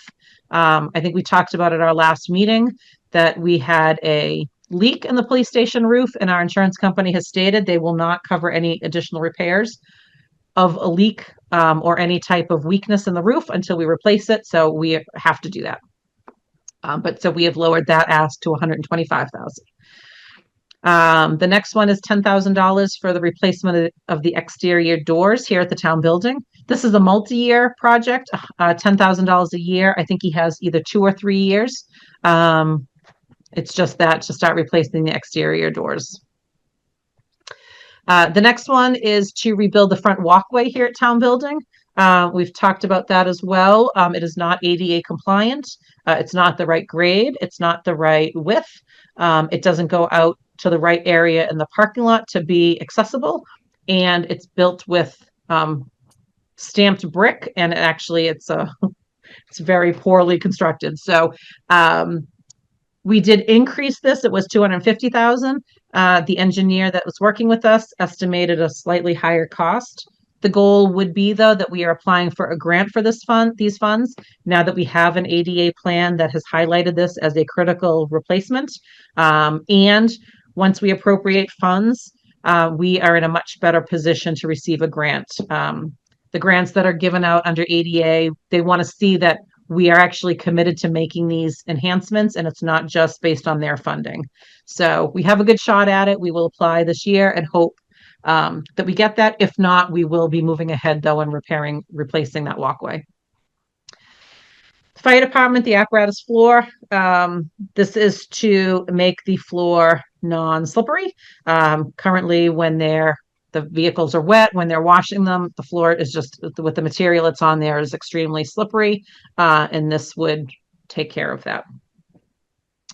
The next article, or item, 80,000 for the forestry engine. We did this 2 years ago now with appropriating some funds to refurbish one of the vehicles to get 5, 6, 7, 8 more years out of the useful life. So this is to refurbish the forestry engine. They actually think we might get 10 years out of this just because it's not used as often as some of the other ones, but it needs a good refurbishment. Neshoba Regional School has several requests. The first one is to paint the water storage tank. So $25,000 to paint that. $47,300 to paint the exterior of Center School. That's the portion closest to the street. They have a quote to paint that. Replace the carpeting in the Hale School auditorium. For those of us that have spent town meetings there in the past, it definitely needs to be replaced. So that is a quote to take care of that. Replace their security camera server. They submitted that request. One that has been removed from the original draft is the Hale School assessment. You may remember we talked about that a lot last year. It was voted down at town meeting. After discussions with capital planning, it has been determined that request is outside the parameters of capital based on our regional agreement. So that request has been pulled. And the school has made a request that if I put forward a request to do the town buildings for facilities assessment, that we include the schools. But they either need to fund it themselves or not put that forward. The annual police cruiser replacement, so $83,000 to replace the cruiser. This is for I think it's for an EV. I believe so. I believe you're correct, Denise. Yeah, I think we were going back and forth on hybrid. This is for an EV. This is a new, is it Chevy? I believe it's Dodge. Oh, yeah. So there's a new police rated SUV. The problem has been that most of the EVs that are police rated are small and don't really fit all the equipment, an officer and someone in the back seat. So they are now coming out with larger SUV EVs. The last one is it's a two-parter, so $600,000 using free cash to pay for costs of replacing the Lake Boone Dam. So because the cost of that is so high, I am recommending that we spend $600,000 out of our free cash, and then under Article 37, we will borrow the rest of it. The goal here would be as well under Article 37 that we will apply for the annual grant. Actually, I talked to Bruce Fletcher today, who was finalizing that paperwork. And we will look for other either other grants or other cost saving measures. There's right now between steel and concrete. There's a little price war on which one is more expensive. So as we go through the year, we'll figure out, maybe we use concrete versus steel, and that will save us a little bit of money. But those are the capital items. Questions on any of them? Hey, Dan. Is Treaty Elm Lane, is that private? No, we do not appropriate funds for private ways other than through the private way article. That is a public way. Okay, that was my understanding. And the refinishing, where is that? The 36-9, where is that taking place? That's Treaty Elm. No, 36.9 is the fire. Oh, department. the apparatus. Is that what you're asking? Yes. So that is the entire fire station bay. So where all of their fire trucks are, you don't see it because it's in the back of the building, but that's where all of the ambulances, the fire engines, the fire trucks are stored. No, I have seen it, but is it's being redone or it's never been done? So the floor, it has a floor, but we need to remove what's on there and put down a non-slip type floor. So it's more of like an epoxy cement, it's not like they're putting in flooring. It's just the material that they will use to make that non-slip. With the discussion at Capital, if I remember correctly, they put down a concrete treatment on it to make it like spill resistant and slip resistant.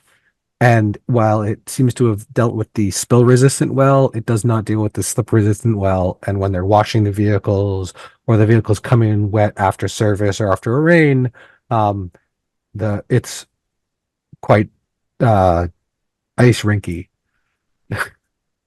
Okay. And they've had members do slip and falls on the floor there, and luckily no one's been injured in any kind of workplace way, but they are being proactive and not dealing with a workplace hazard.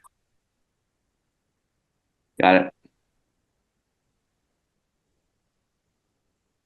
Denise, on the Neshoba repainting, I assume that there's a compelling need for each of the painting projects. So in all candor, I don't feel it's my place to weigh in on the school requests other than whether I can fund them or not. So I cannot attest to the validity of if it really needs to be painted. They have said it does. It's almost like, if you do some preventative maintenance, it helps maintain the infrastructure from having to have more larger work done. But I don't. To me, that's for the school to defend their capital items. So I can't say yes or no that it's definitively needed. Maybe Brian, when they came before capital, that he may have got a better sense from them. Yeah. So, in the interest of not derailing the larger conversation, are there any of these that we do not feel, any of the articles under 36, does any of the sub-articles that we are particularly concerned about, barring the school ones, the ones that are municipally recommended?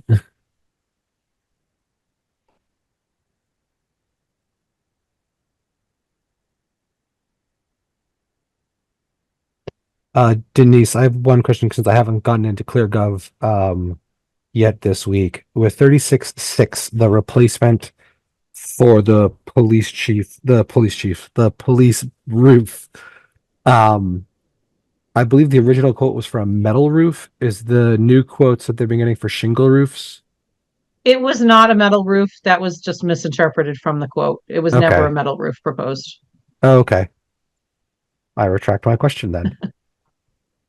And I'll be honest, I don't know that I don't believe the revised quote was uploaded into ClearGov because facilities doesn't have the ability to do that.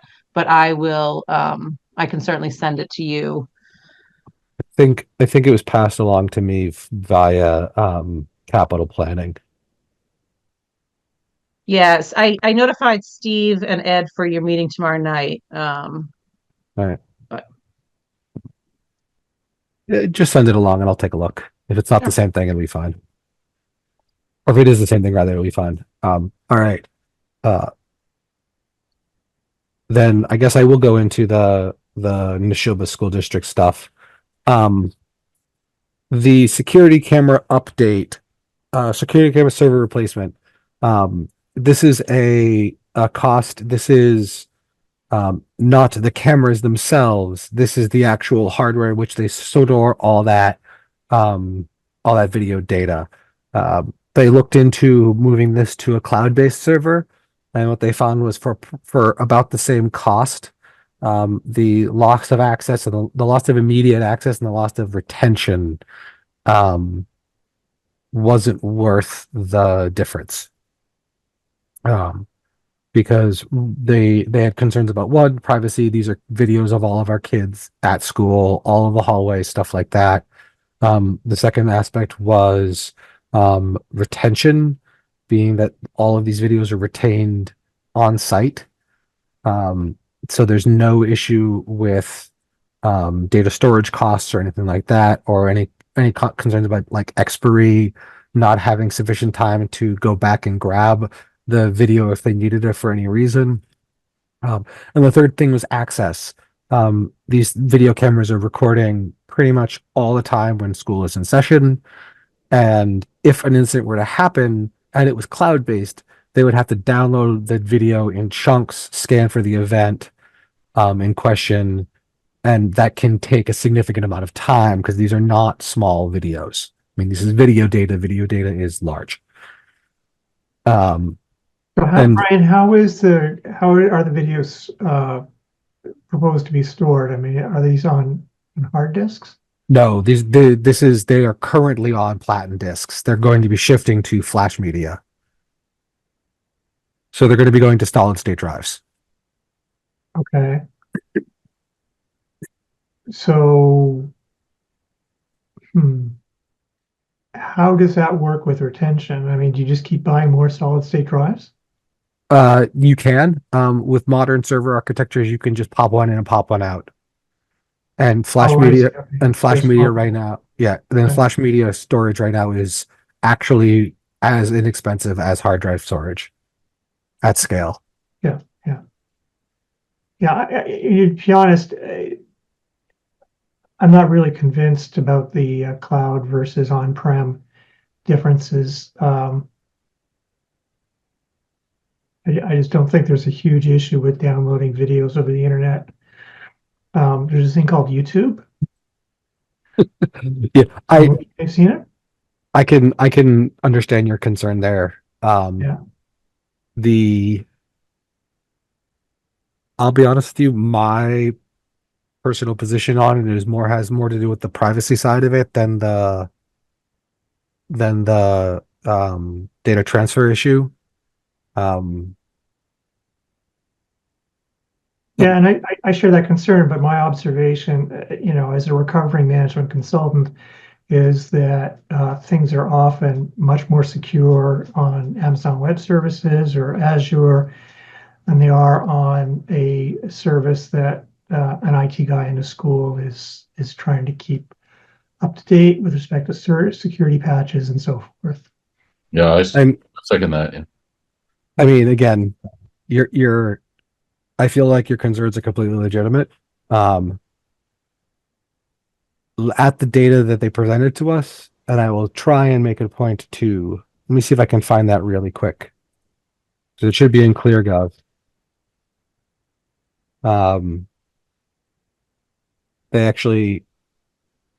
This was a moment where the school was actually very forthcoming in the data that they presented to us. So it should be in the budget book then as well, if it was in, Yeah. can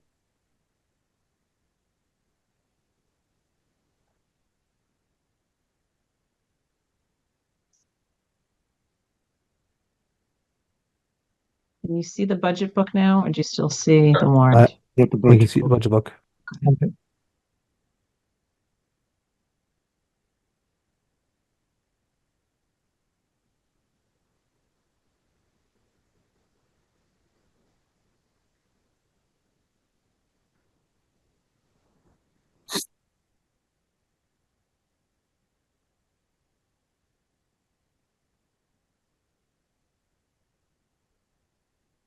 Yeah, so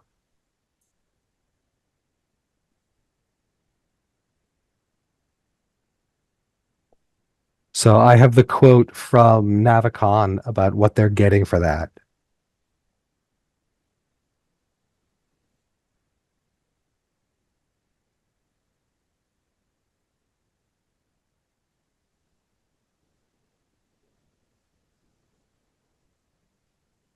And it sounds like and from the quote, what they are getting is 6-month retention, Not on there. 6-month data retention, storage capable of 6-month data retention. There's going to be a new server tower, and it's all it's all either 32 terabyte or 64 terabyte solid state drives. Okay. And they're buying this as a product from a vendor? Correct. Okay.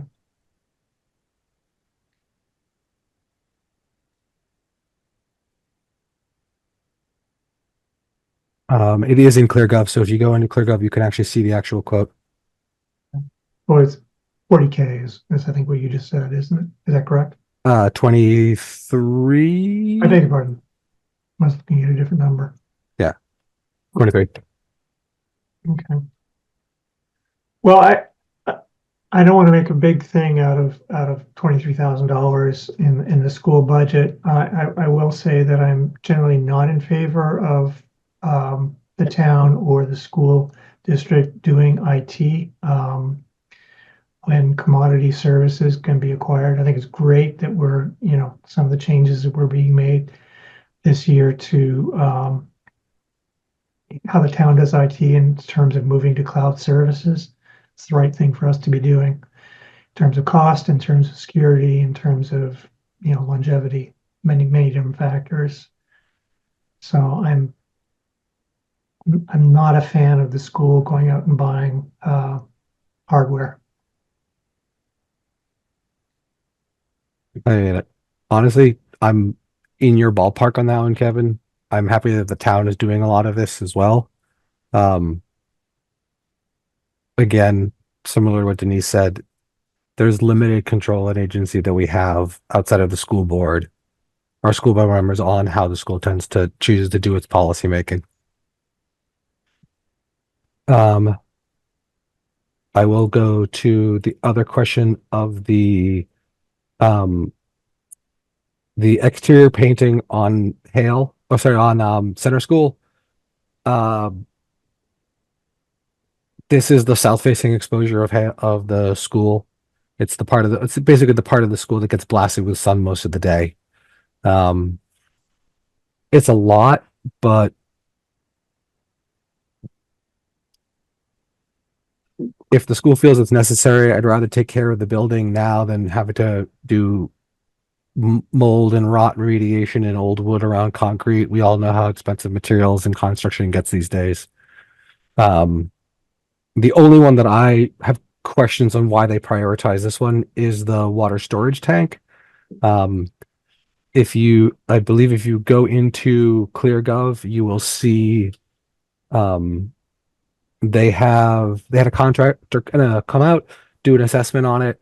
They noted that these tanks are giant steel holding tanks, pressure tanks. They have a epoxy liner and a anti-rust paint job on the outside. The anti-rust paint job is really like a clear coat, essentially. They note that there's some staining and some cracking of the clear coat on the outside, but doesn't seem to be any material pitting or rust that they could see. There's a little bit of staining, which is, I guess, pre-rust. On the exterior, but these are 3/16 of an inch, 3/16, 3/8 of an inch thick, or 1/4 inch to 3/8 of an inch thick steel. And the epoxy line on the inside, they did some ultrasonic testing to determine how thick they thought that interior coating was, and it was about the middle of what's like the acceptable spec. So this 25,000 would include, I believe, external coating and internal relining. I'm not sold that they need to do this right now, based on what that report highlighted. However, if this is what they believe they need to prioritize, those tanks are incredibly expensive to do like deep maintenance on. So that's my take for what it is worth. And have they solicited competitive bids for all of these projects? Is that where the numbers come from, Brian, or is Yeah, they actually, these are actual quotes. okay from multiple bidders? They've only provided with a single quote. So they will have to, when the time comes, because it's over the $10,000 threshold, so they will have to at least obtain 3, or they will have to solicit 3. They don't necessarily have to receive 3, but they will have to do a formal procurement. Yeah, okay.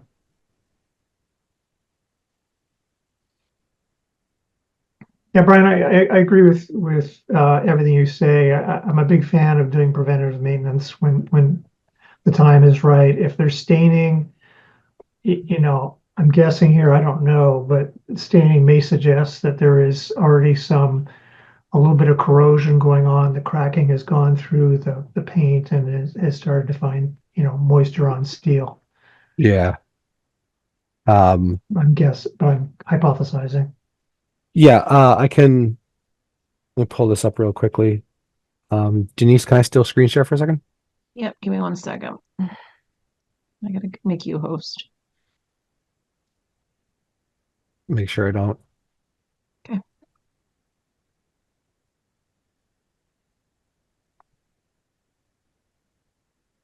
Give me a second.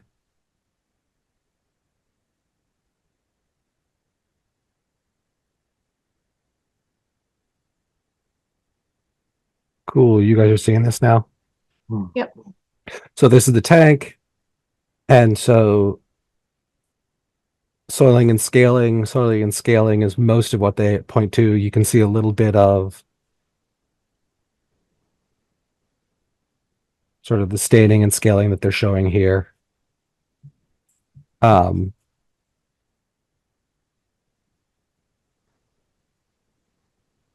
Yeah, that looks to me like it needs to be painted. Yeah. Yeah, that's helpful. Yeah, you can see that. Yeah. There's definitely like most sides of it are fine. There's definitely like the side that's like in the back corner up against the wall where there's clearly a little bit more humidity in that region for whatever, or less airflow really. But this is what we're looking at in terms of the repairs. Yeah. Just looking at these pictures, I'm in favor of doing it.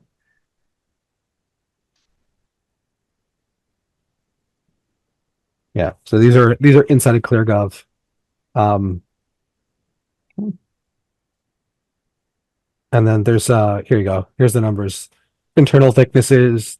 So a little over a quarter of an inch. And then there's the dry film, which is the stuff on the inside.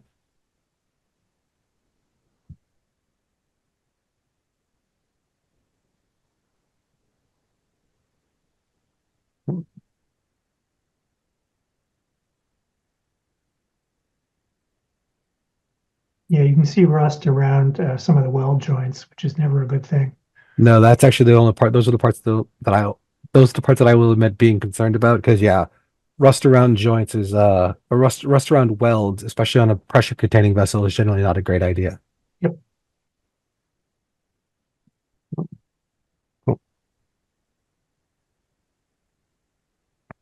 Again, my concern was more or less why they prioritized that over any of the other items that were on their initial request list for this year. But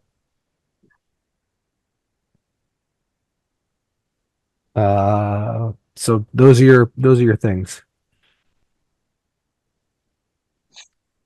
Any other questions about those? We didn't touch about the auditorium carpeting, but we've all been there.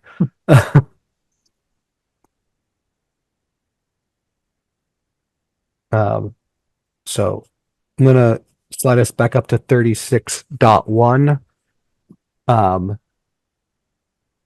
And before we go into any kind of recommendations, do we have any questions from the community about any of these?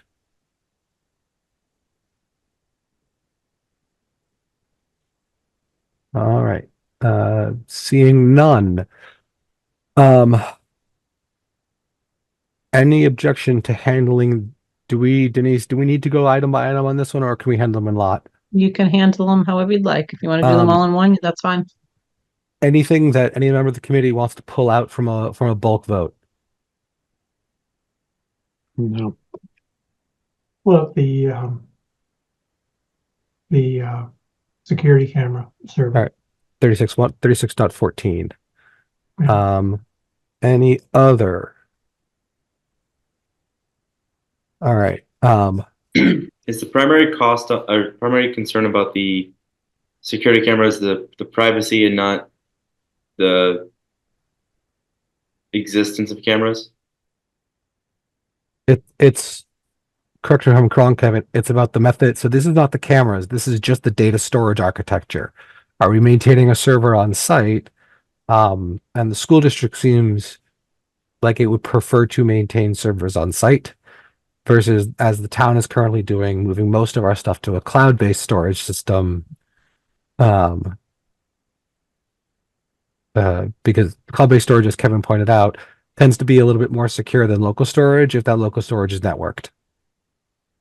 And how long would it live on the? I mean, maybe there's no answer to this right now, but on the cloud before it, like how is a given school day going to be on the cloud before it's no longer taking up space there? I don't have an answer for that off the top of my head.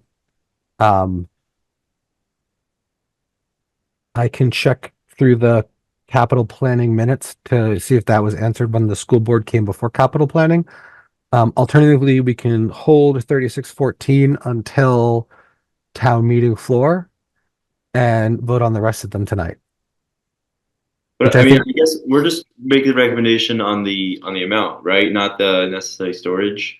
Well, so this is the thing. We make a recommendation on a very specific plan. So it's not necessarily the amount or the mode of storage, it's the combination therein. Got it. And like the line in the sand that I've always made in my head, Dan, is I don't remember if you were in town for the pickleball debate several years ago.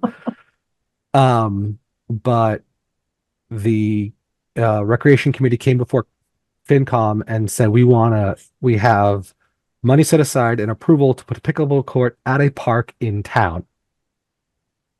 And they wanted us to make a recommendation on a plan to actually execute on that. And the problem at the time was they had identified one of 3 sites that it would go to. Mm-hmm. And depending upon which site would drive what costs were associated with it. And so we were like, we can't make a recommendation on, a concept of a plan. We have to make a recommendation on a plan. Good quote. Yeah. Okay. Got it. So I think the answer then seems like hold on 3614 until we can get an answer from the school about why specifically local versus cloud. Yeah. I will make a note of that for myself. And I can reach out to them and maybe they can just send something that you can all read and be comfortable with before town meeting, but I'll follow up with them. Please. Thank you, Denise. All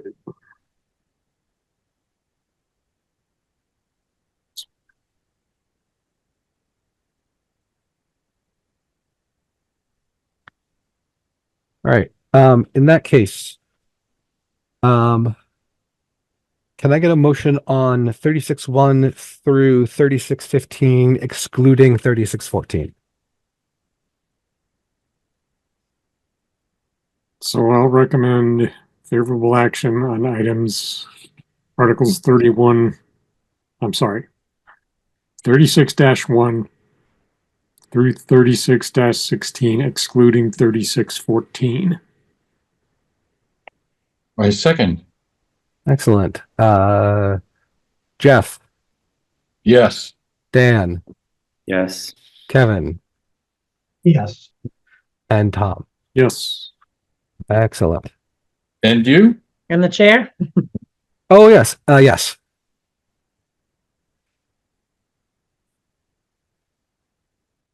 So are you going to vote on 3614 or are you just going to hold your vote altogether? We're going to hold the vote until we have that information from the school. Thank you, Denise.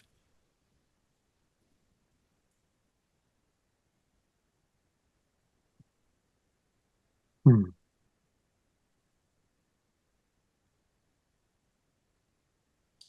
All right. This is the second half of the borrowing for the Lake Boone Dam. That's a big number. Denise, do you want to give a little bit more background on that one? On like why the 3.4 became 3.4? Well, I mean, actually, it's lower than it should be. So the cost of the dam right now is estimated at $4.7 million. I think we talked about this. It was 4.3 million, and in 2 months it went up to 4.7 million based on what's happening in the federal economy. Yep. So, but we do have about $800,000 in cash between the grant that we got previously, and we made a previous appropriation when we started this project to have some seed money. So at this point, we're requesting 4 million to add to the 800,000. Again, we plan to apply for the $1 million grant again, and we will continue to look at other ways that maybe we can save money based on the material cost and bring that down even further. My other plan is, depending on where this falls as far as construction, we expect to be in permitting this entire calendar year. So if that's the case and we're not looking to break ground on the project until maybe this time next year, I would likely, if we have another healthy free cash year, appropriate some portion of free cash to offset the borrowing. If we have the cash, I'd rather pay it outright and then borrow less money, and then we would just rescind the excess borrowing. So a number of factors in the mix, but we have to replace the dam. It's all a matter of when the permitting comes through. So we need to make sure we have the money. If by some miracle in September we get our permit and we can start earlier, but otherwise we have some plans of action to try and decrease these costs even further. Yeah. Is there a need for any easement agreements? So there is. So one of our articles here is to approve of that easement. There's only one property owner, Bob Collings, owns a small portion of the dam embankment. And so there is a need for a small permanent easement, because frankly, we don't want to ask them every time we need to make a repair to the dam for permission. There will not be any appropriation for easement costs. That would come out of the funds that we already have.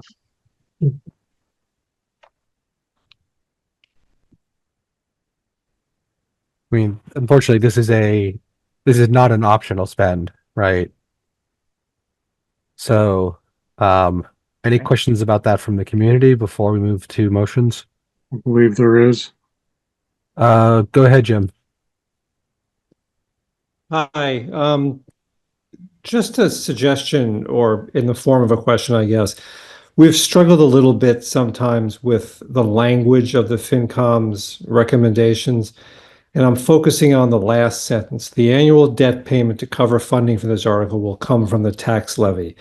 Well, it always comes from the tax levy, and I think what you're trying to get at is it'll come from the current tax levy, no debt override is provided. But I think you have to be kind of in the know to realize that that's what you mean. So that's actually not what I meant. I meant that we would pay that in the tax levy will be the annual cost of this borrowing. So if we borrow so say it's $34,000 a year, just making up numbers, that $34,000 a year will be in the budget as part of the debt budget. So the article doesn't specify inside or outside the levy other than it's not a debt exclusion. I think that's what I'm getting at. I think your point is it's not a debt exclusion. And I'm saying that even if it were a debt exclusion, it comes from the tax levy. It's just an increased tax levy. Right. So I would include language that says something like it's not a debt exclusion. I mean, I could put that in there. I mean, I would say the rest of the article articulates that it's not a debt exclusion, but I can put that in there. Yeah. Okay. Well, maybe it does. And Jim, very much to your point,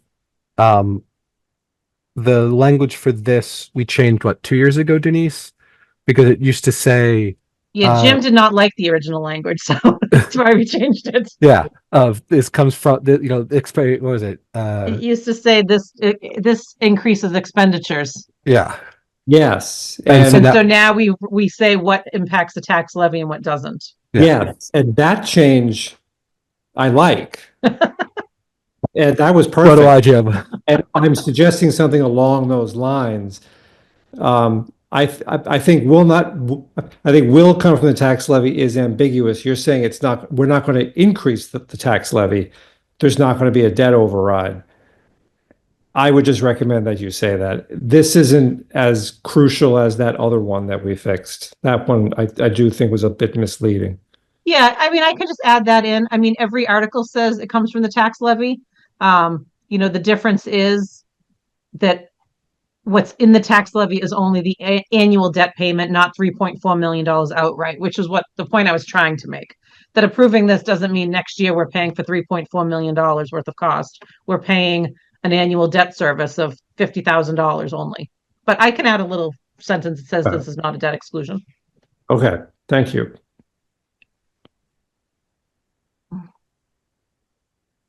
Excellent. Any other questions or comments from the community? Seeing none. Can I have a motion on 37? I'll recommend to move favorable action on Article 37 with suggested amendments.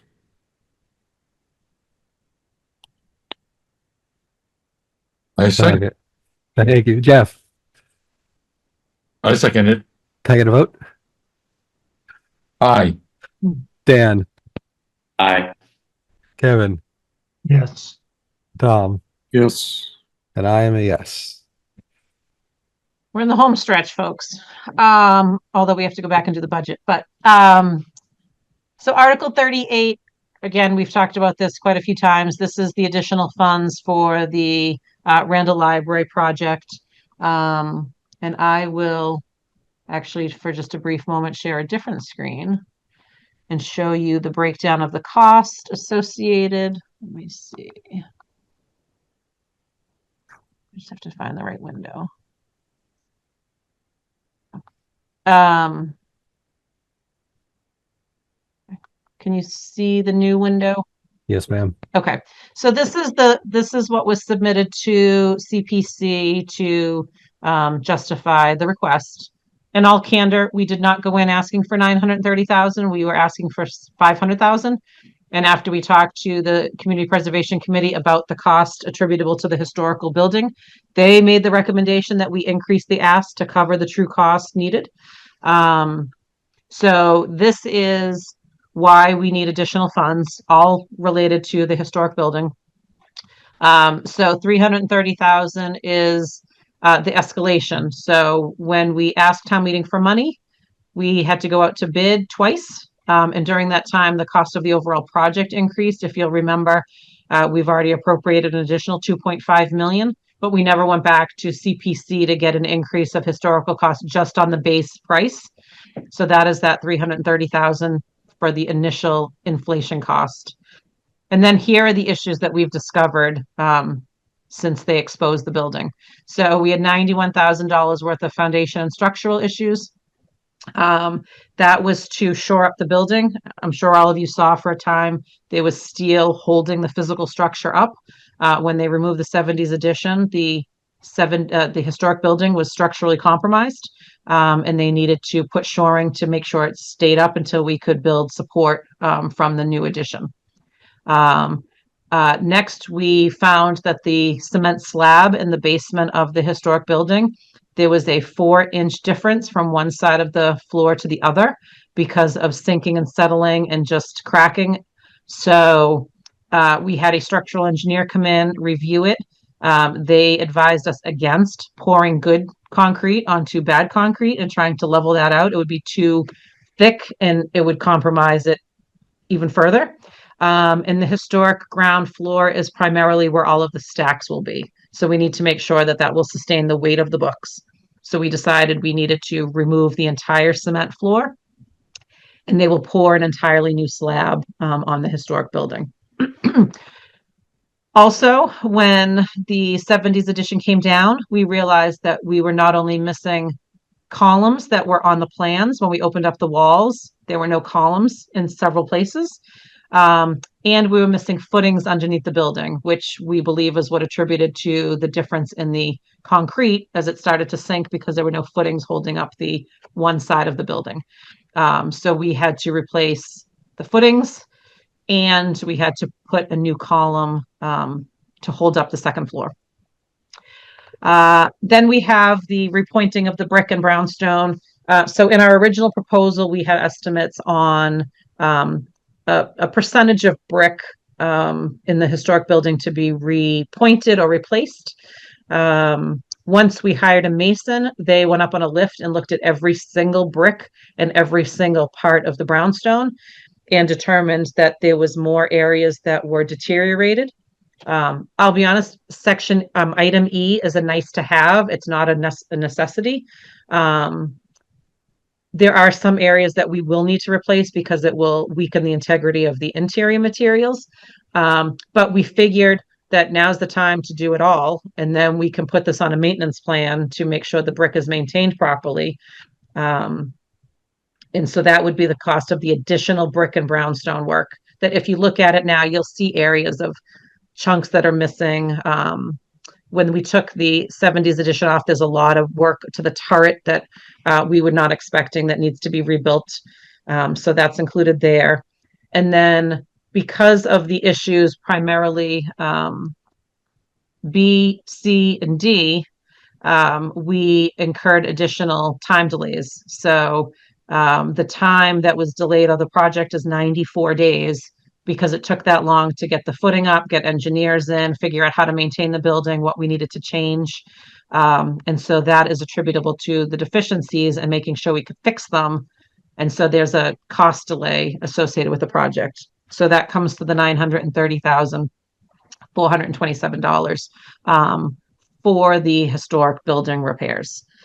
Some of this has been already done. Obviously, the foundation and structural issues, the missing columns, the new slab. So in theory, this funds will sort of backfill the contingency. We use the entire contingency budget on the historic building, and we obviously still have, 7 months of the project. So the hope is that we don't need all of this at the end of the day, but we just don't know. We can make the brownstone repairs. We'll have to pay for the cost delays. And then we just don't know if anything else will come up as we are making our way through. We've talked about, I just want to go back to my original share. Sorry. We've talked about the transformer. I can't help but laugh because every time I turn around, it's a higher tariff. We're now up to 145% of the tariff. So I joke that they're holding our transformer hostage, but they are because they now want 145% on top of what we're paying. So that's the kind of unknown that we just don't know what we're going to face with everything that's happening. We don't expect any other products and materials to be affected by tariffs, but we just never know. So that makes up that request. As I said, community preservation was overwhelmingly supportive. Kevin can attest to that. He's on the committee. And it was reassuring that they were they really wanted us to see the true cost of these additional repairs attributable to the fund, because that's what the CPA money is for. So it made, we did not want to ask for close to $1 million just because of the appearance of it. But at the end of the day, I do think it is the right decision. It will give us that buffer in case anything else comes up that we don't have contingency for. So that is the Maybe story we of can buy the some poor furniture. Miranda Library. I'm sorry, Kevin? I'm sorry to interrupt you. No. And maybe we can buy some furniture Yes. I because mean, there this were, is. Go ahead, Kevin. I was just gonna say, there were a number of things as the cash crunch, hit the project.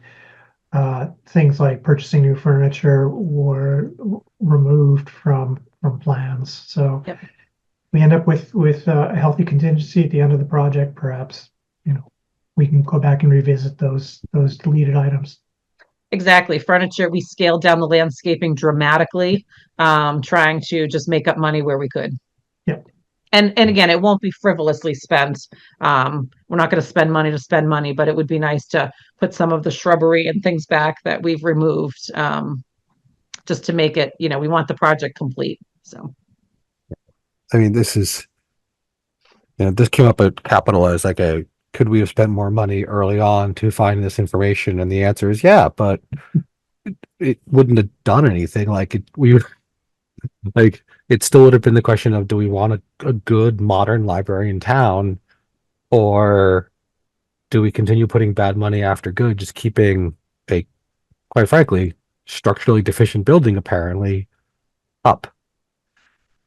And I think it's a question of optics. I mean, the perception in the community, some people have, is that they keep coming back time after time after time asking for additional funding. So, and that doesn't look good on us in terms of our ability to plan and manage projects. well, That's fair. I would challenge any resident to try and build a $11 million building in this current economy. Even the high school now is they're getting concerned because of tariffs, but they built in a 15% contingency in that $250 million high school project. We didn't have that luxury.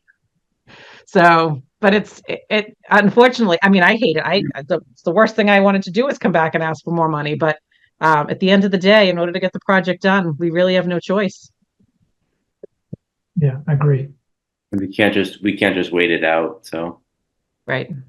I mean, the way these things are changing, by tomorrow it could be a moot conversation anyway. We could be up to a 200% tariff. Why would just taunting Murphy left and right? So we went from 15% to 145% pretty quickly. what's a log change between friends? Any other questions or commentary on 38? I think the other thing is, and this is different from the school construction. We've been touched upon this, but just with the library, it's a lot of these unknowns that just there was no way to, without spending more money from the get-go, that we wouldn't have been aware of. With the leveling of the building and just things that would not have been discovered prior to the construction getting started. We would have spent significantly less if we built new from the ground up. It's the historic part that's causing all the problems. Yeah, Right. And I think most people, if you explain that and you make that argument and say, like, is the historic nature something that you value? Do you want to maintain it? Do you care about that? If the answer is no, then that's fine. If a majority of people are saying no, screw it, that's they're entitled to that. But I don't know. I don't think people would voice that way. It's also tough. It's like the library is one of the few municipal services that isn't like an essential. I don't want to say isn't an essential service, but like we talked about this before. Salary items for the basic function of this town drive 90% of our municipal budget costs. There's very little that we as a town do that isn't core to the function of just running the town. I think we can call it an essential service. Yeah, I would say that. And I would say that like it's also a landmark of our town. It's on all of our minutes, right?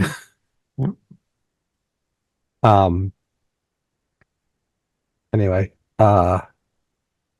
Uh, barring any other commentary, I would love a motion on this one.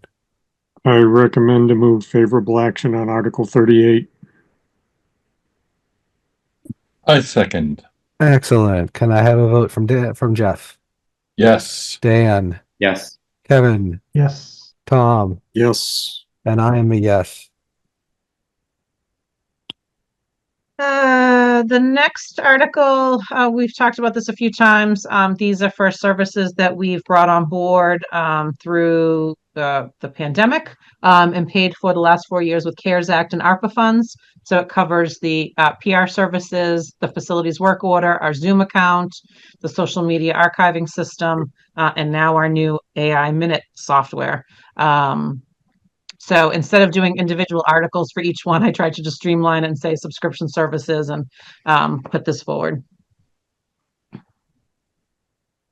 I will note that there's a misspelling there. It says APRA rather than ARPA in the italicized. Oh, yes, it does. Thank you.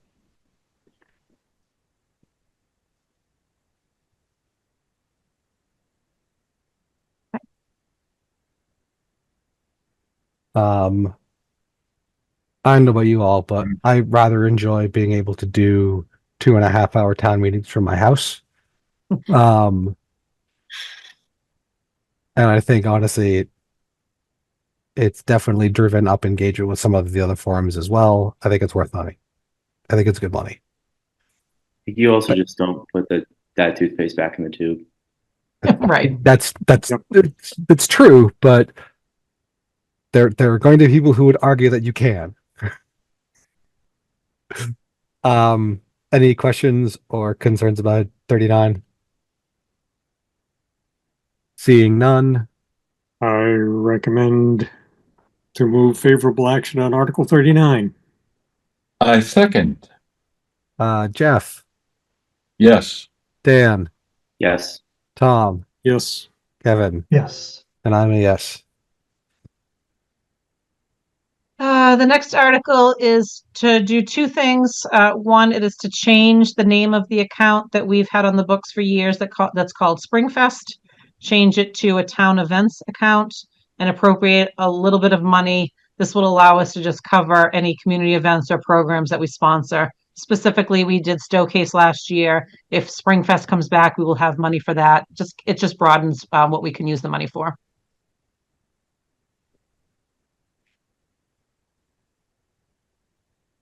Questions? Seeing none.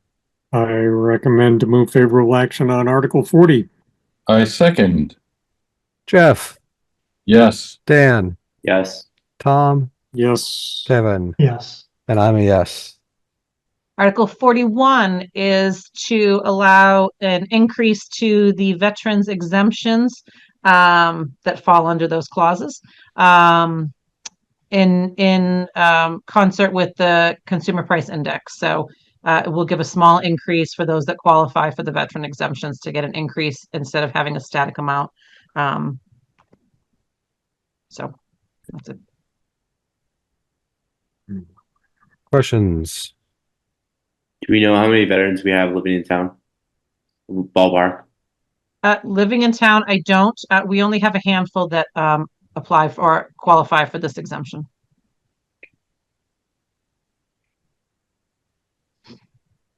Aye. Okay. Can I have a motion then? I recommend to move favorable action on Article 41. I second. Excellent. Jeff, Yes. Dan, Yes. Tom, Yes. Kevin, Yes. and I'm a yes.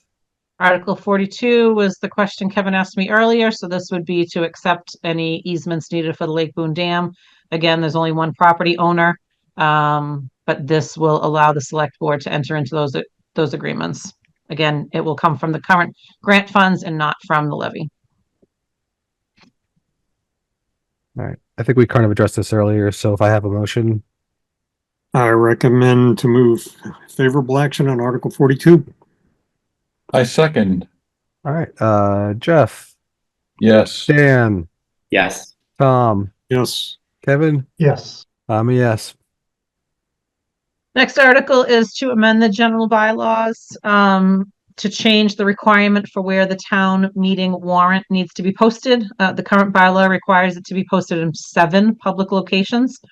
And those are things like the insurance agency, Colonial Liquors, the post office, pizza place, places that people do not go to look for town business materials. This would change the requirement that it needs to be posted on the website and still in the town building. We also mail it to everybody, but it just removes that requirement of posting it in sort of random spots around town. Calling it now. This is going to be the accidental spicy article.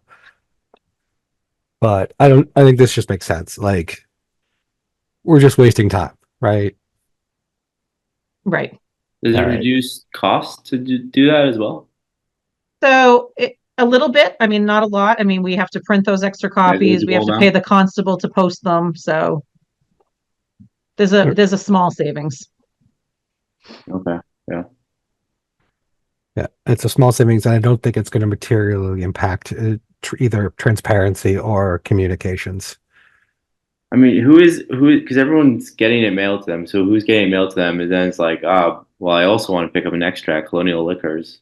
Well, and you can't even pick it up. You can only go and look at it that's hanging on the wall because it has to be posted. So you would stand in the liquor store and read through the warrant if you wanted to.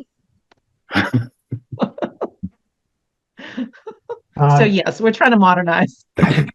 A small nit. The name Buscemi is misspelled in the explanatory material below. Oh, I will. That came from the town clerk. So Yeah. Buscemi's okay. I will fix that.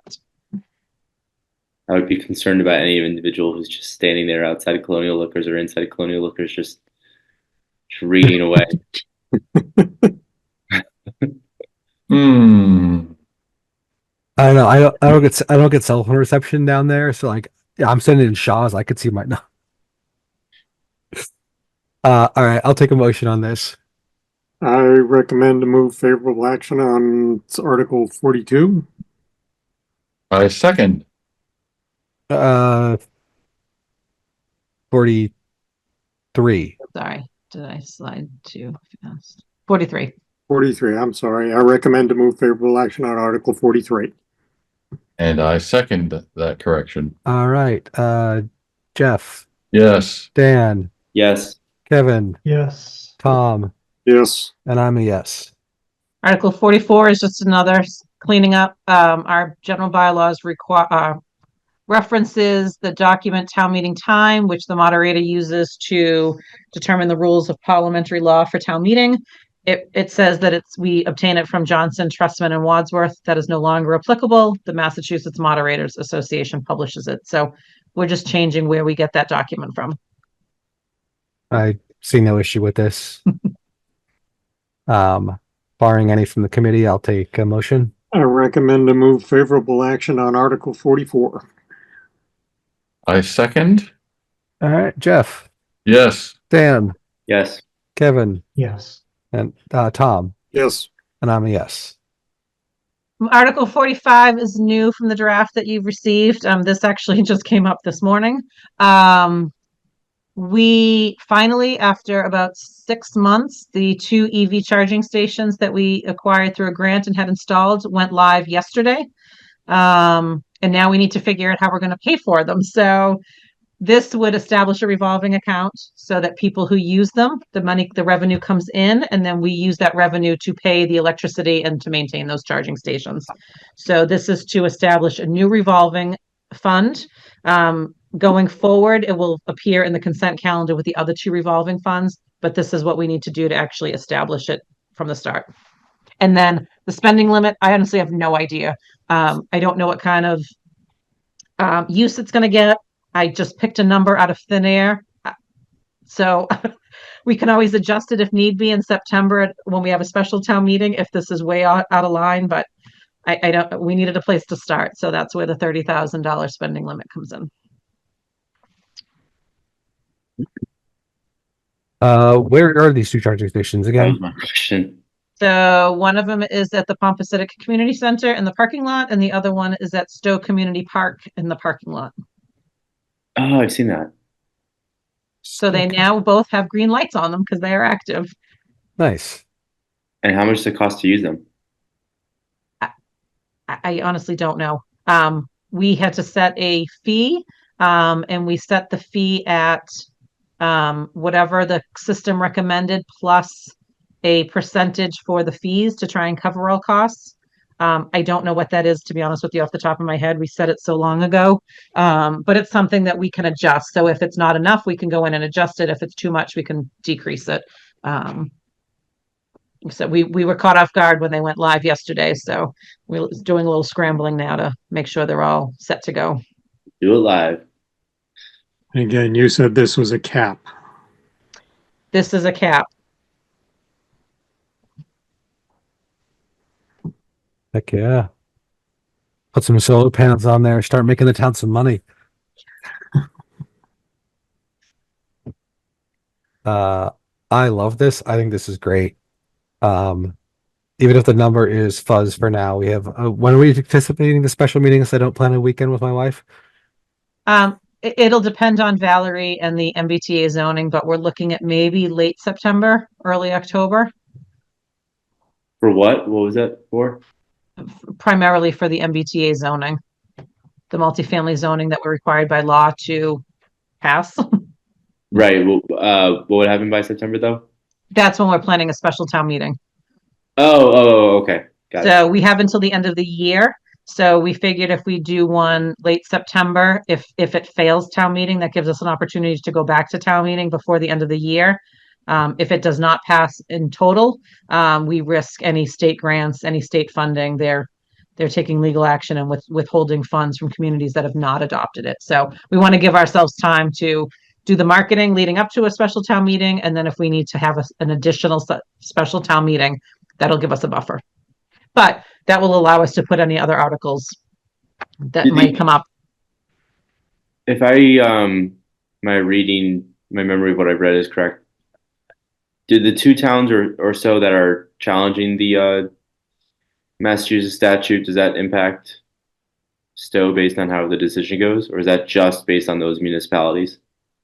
No, it impacts it. So they lost. It went to court. The court ruled in favor of the state. So the state can take action against communities that do not pass it. So now all of the other communities. I said I missed that update. Oh. Thank you. Yes. So now all the communities are scrambling. And there are still some that choose to walk away from any state assistance because they do not want to accept the zoning. That's a bold move. It is. I don't like that move. No, that's a risky gamble right there. It is, but we have time for that. So Yeah. we're going to do some marketing and some PR around it and see what happens. NIMBY. Okay. All right. So I will happily take a motion on this. I recommend to move favorable action on Article 25. I second. Jeff, Yes. Dan, Yes. Kevin, Yes. Tom, Yes. and I'm a yes. Our last article, the Green Advisory Committee has put forward a single-use plastic bag ban. So this would create a new bylaw to ban those single-use bags. At this point, they're only starting with these. They may go into other types of plastics and styrofoam materials, but we figured, again, with the small business population that we have, we'll start with something that every town around us has already adopted to make it a more smooth transition. Green Advisory is working with our new EDIC to try and get the word out. They're going to try and do some marketing to the businesses. If this is adopted, it would take effect January 1st of 2026. So it would give plenty of time to make sure stores are notified of the change. The Board of Health has reviewed it and supports it, and they are the enforcement agency of the bylaw. I'm going to ask a logistics question. Does the Board of Health, you said? Mm-hmm. Do they have the manpower to do we feel they have manpower to effectively enforce this? So they don't, but the enforcement that takes place in most communities is only when the Board of Health does their inspections of the property. So it's either if someone goes in and reports it, or when they do their annual either food inspections or just licensing inspections, they would look to see if they're in compliance. So they feel that they do have the manpower through Neshoba Board of Health to meet those criteria. Okay.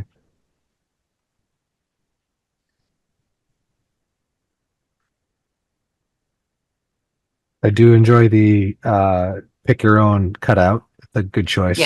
Yes, it will exempt the farms.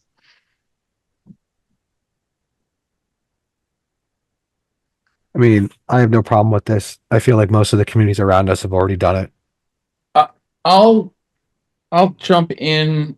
I don't want to completely derail things and turn this into any kind of argument, but having been a former owner of a small retail chain of stores, one of which was here in Stow, but another was in Concord, where we were affected by this. The single-use plastic bags that we got were approximately 10% of the cost of like a paper bag and required a lot less storage too. I mean, they were just incredibly effective. And at the time, Concord was one of the early adopters of this law. It literally made a difference in our costs as retailers, and therefore made us. Yeah, I mean, one could say we lost competitive advantage to nearby towns, and that was something that always kind of got under my skin. I think that's about all I have to say about it, just to kind of point that out. If other towns in the area, surrounding Stow, already have these laws, then that becomes less of an issue. And obviously, I think for here, obviously it's Shaw's is the largest business. Mhm. And, just in looking at other grocery stores, there are very few grocery stores that are still using plastic bags. So I think as a chain, they have already made that move.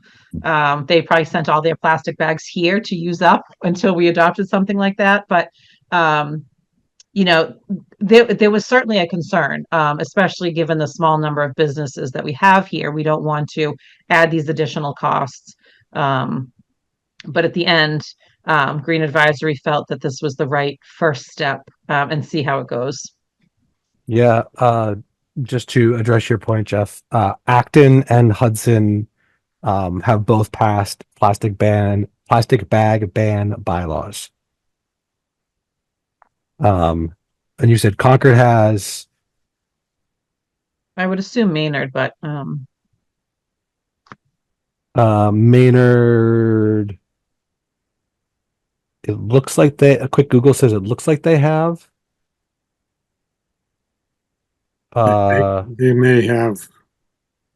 I think they either have or are doing it at the same time we are.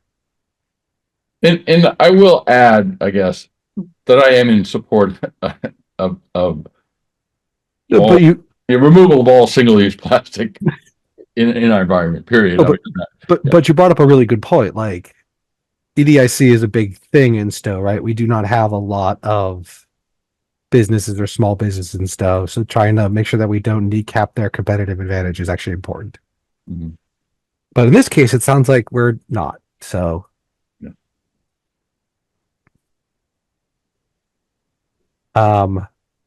Any other questions or commentary? In that case, I will take a motion. I recommend to move favorable action on Article 46. I second. Jeff, Yes. Dan, Yes. Kevin. Is that a yes, Kevin? I'm sorry, yes. Tom, Yes. and I am a yes. okay, back to Article 4. Oh, How would you like to handle the budget? Do we All not right. do 47?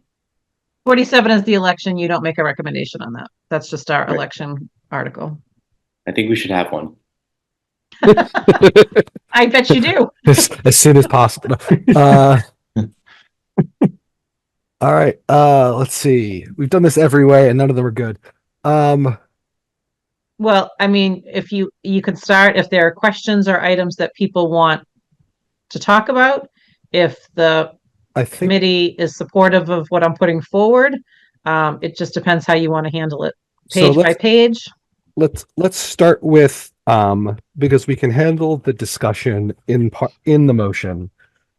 So let's start with, can I get a motion on Article 4, and then we'll handle the discussion as we go through it. So once we're done with it, we can just vote and close it and move on with our day. And I would recommend to move favorable action on Article 4. I second. So I do think for the motion, you need to include the dollar amount because that's what you would be recommending, Yes. at least to start. So the dollar amount is I forgot to pull the column forward. Oh, it's 37. It's right on the screen. 33. 37,633. Yeah. 243. So I recommend to move favorable action on the budget of $37,633,243. I second All right. motion. With a motion and a second, let's begin discussions on the general budget. Starting off, let's just try and go page by page, starting from the top. If we can see that much. Denise, can you zoom out a little bit? Yep. Thank you. Perfect. Is that resolution good enough for everyone in the community watching with us? All right, cool. So in this first page, I'm not seeing a significant change in the moderator salary. He doesn't get one. And his expenses, I believe, are mostly related to like the professional development and stuff like that.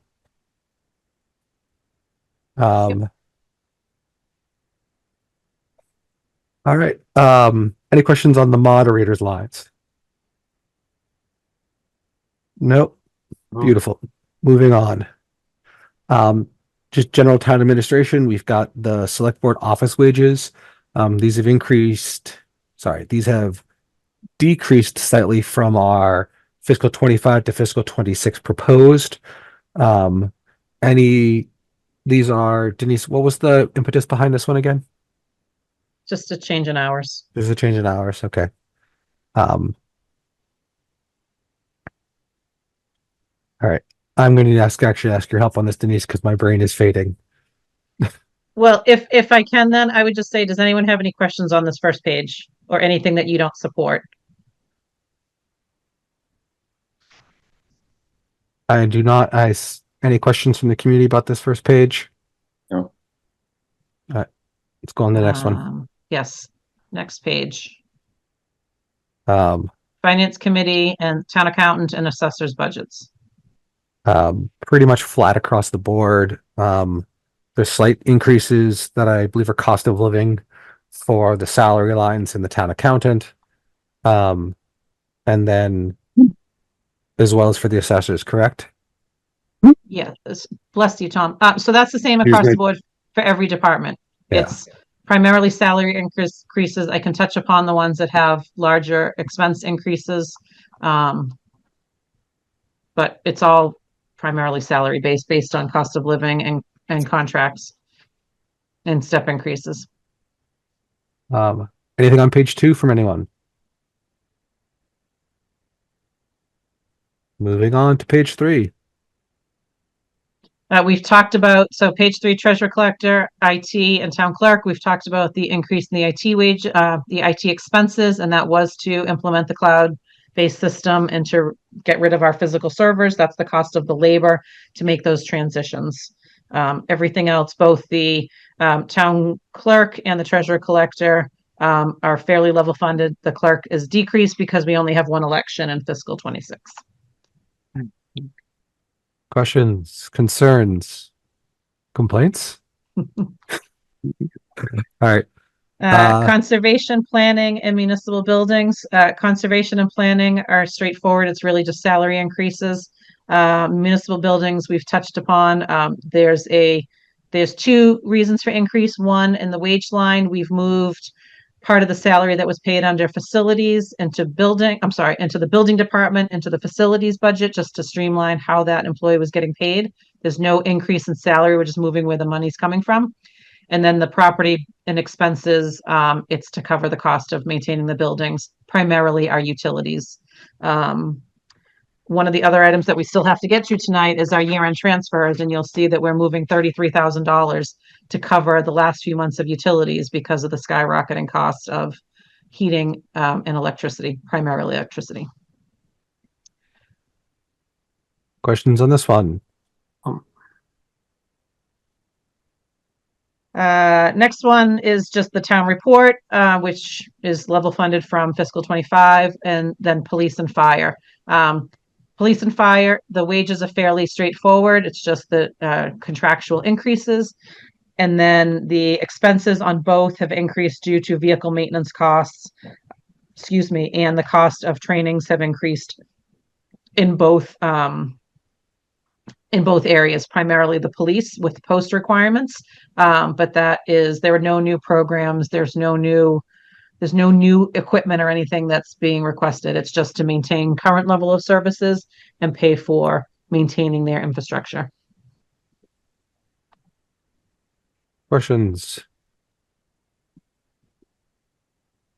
Next one, building department, DPW. So the building department, you'll see the clerical wage line has decreased because we moved the part-time position that was under building into facilities. And then the expenses are level funded. DPW, the reason for the increase here is because this is the first year that fully consolidates the cemetery budget into the DPW budget. And so the director line, the new director that came in was brought in at a higher salary than what we were paying. The wages accounts for we actually eliminated a position. If you'll recall, it was a vacant position. We decided not to backfill it. And then that includes the addition of the cemetery wages. And then the expense line accounts for some increases based on the cemetery. I am proposing to increase snow and ice. Again, when we get to our year-end transfers, we have overspent our snow and ice budget this year by $126,000. So $25,000 is not making much of a difference, but it will help in the end of the day. That it's $25,000 less than we would have to find to cover that deficit in the future year. So that's why I'm requesting that increase. And then we've level funded municipal lighting in the fuel line. Okay. Questions? Anybody?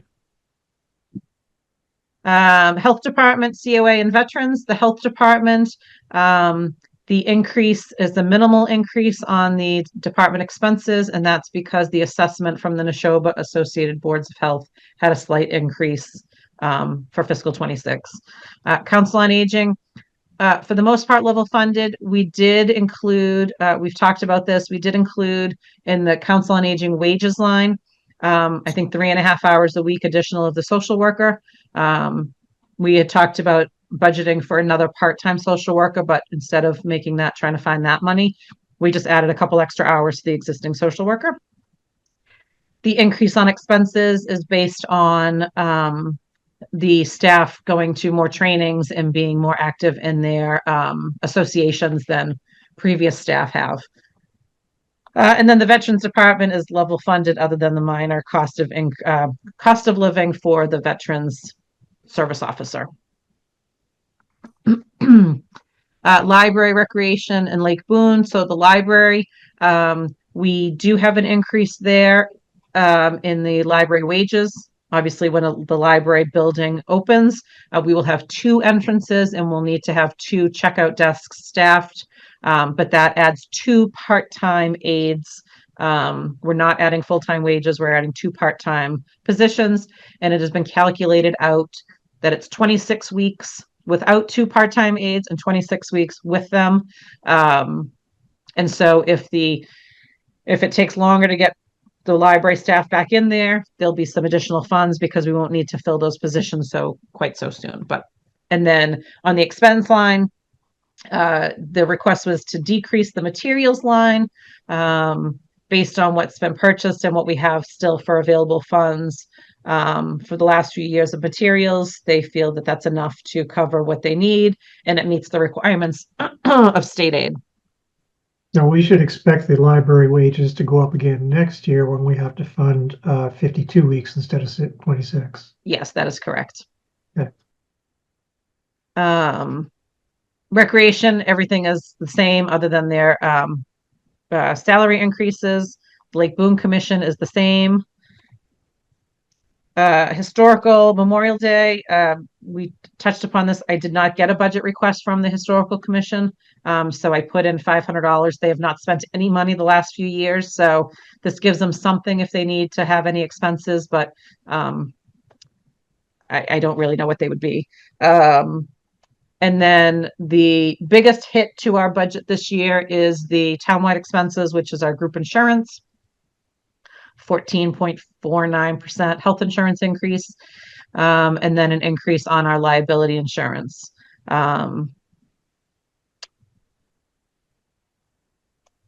Those are the costs that we cannot control, unfortunately. Yep. For the most part. We've already gone out to rebid what we have, and we brought in a lower cost, and we're still getting 15% increases. Education. We all know why the education budget. What I did this year is I separated out the operating versus the debt assessment because that has been a question about why the budget has increased. This will give folks a little clearer picture that it's the debt for the Neshoba that's taking the increase, that when you look at their actual operating budget, it's not going up that much. Hopefully it'll just help explain it and make it a little clearer for the voters to understand why the overall budget is increasing and they can see that it's debt related. Why is there a difference between the budget request and the admin recommended?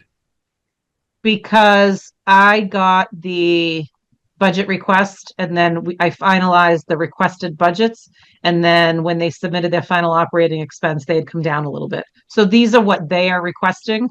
But it was slightly down from when they submitted their 5th iteration of the budget from the 6th. Okay. Draft fee final. Right. Yeah. It's just a matter of timing. So, Denise, it sounds like the 9% NRSD increase is not in the operating assessment. It's all in the debt. Correct. It was only, I think, a 2% increase on their operating budget for us because our enrollment has declined so much. I see. Thank you. You're welcome. Debt service. So this is the municipal debt. So this is our long-term permanently financed debt. And then we have our short-term debt. So the reason why there's such a jump here on line 79 is that includes we're going to do some short-term borrowing on the library, the $6.8 million debt exclusion piece, the $2.5 million within the levy piece. That includes the borrowing for the fire truck that we authorized last year and the borrowing for the water system that was approved last year. So those are all temporary notes to give us a better sense of what we need to borrow permanently. So those are interest costs. And then in the fall, we look to go out to borrow those permanently. And once they're borrowed permanently, they would pop up into the line 78 and be permanent debt instead of temporary debt. And that's the budget in a very quick nutshell. No, I mean, we've been looking at this for what, like 2 months now? I think 4 months. 4 months. Yeah. God, it's already April. I think that, like we said, 90% of this is salary increases year on year. And what isn't is mostly the schools. So, Right. and short of layoffs, we have eliminated, we eliminated a position. We eliminated some other hours that were available for part-time help. So we did cut salary costs, just stopped short of any layoffs. I mean, I think as a town, as an organization, as an administration, you've done a phenomenal job maintaining the services that we do offer at the levels we do offer them in the face of just rampant increasing costs all over the place, both in costs we can't control and costs we do control. It's all the departments. I mean, they really, tighten their belts and work in the parameters that they need to. Go ahead, Jim.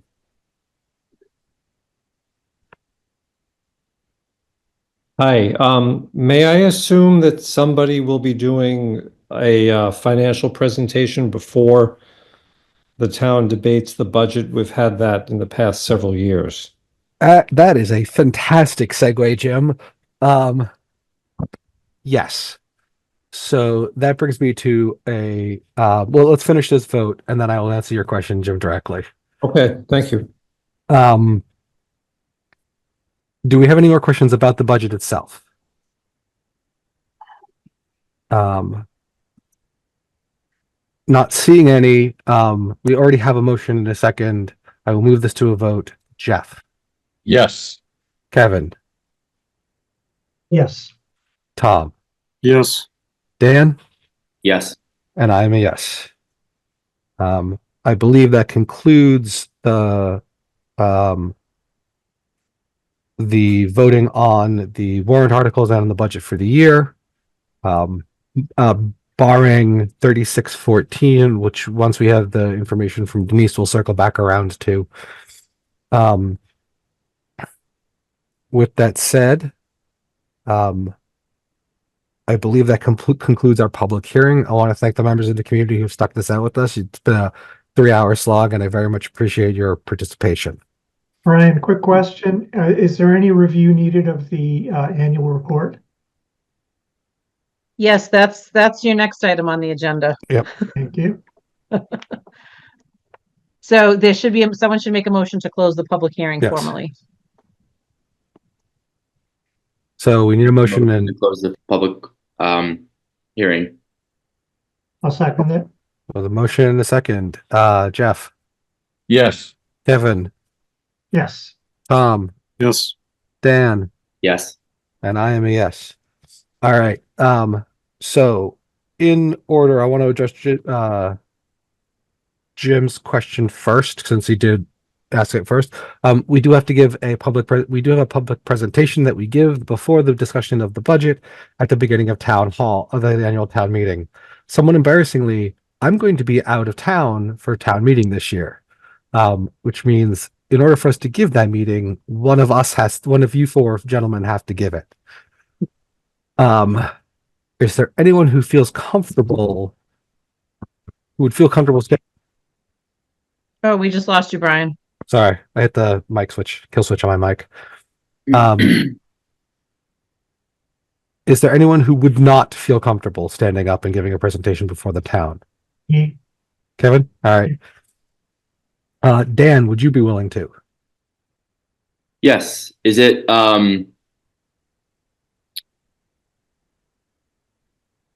I guess I'm trying to remember from last year, how much of it is reading of the report and how much of it is a sort of presentation one might expect with. I think last year we had like a 3 or 4 slide presentation. Yeah, been- and I'll help put that together. It was a few slides. You just sort of touch upon some of the highlights, the process that you went through, what that what you're recommending, or that your recommendations are, in the warrant. But just to let folks know that this committee has reviewed all the articles, reviewed the budget, reviewed the financial position that we're in, and give a report of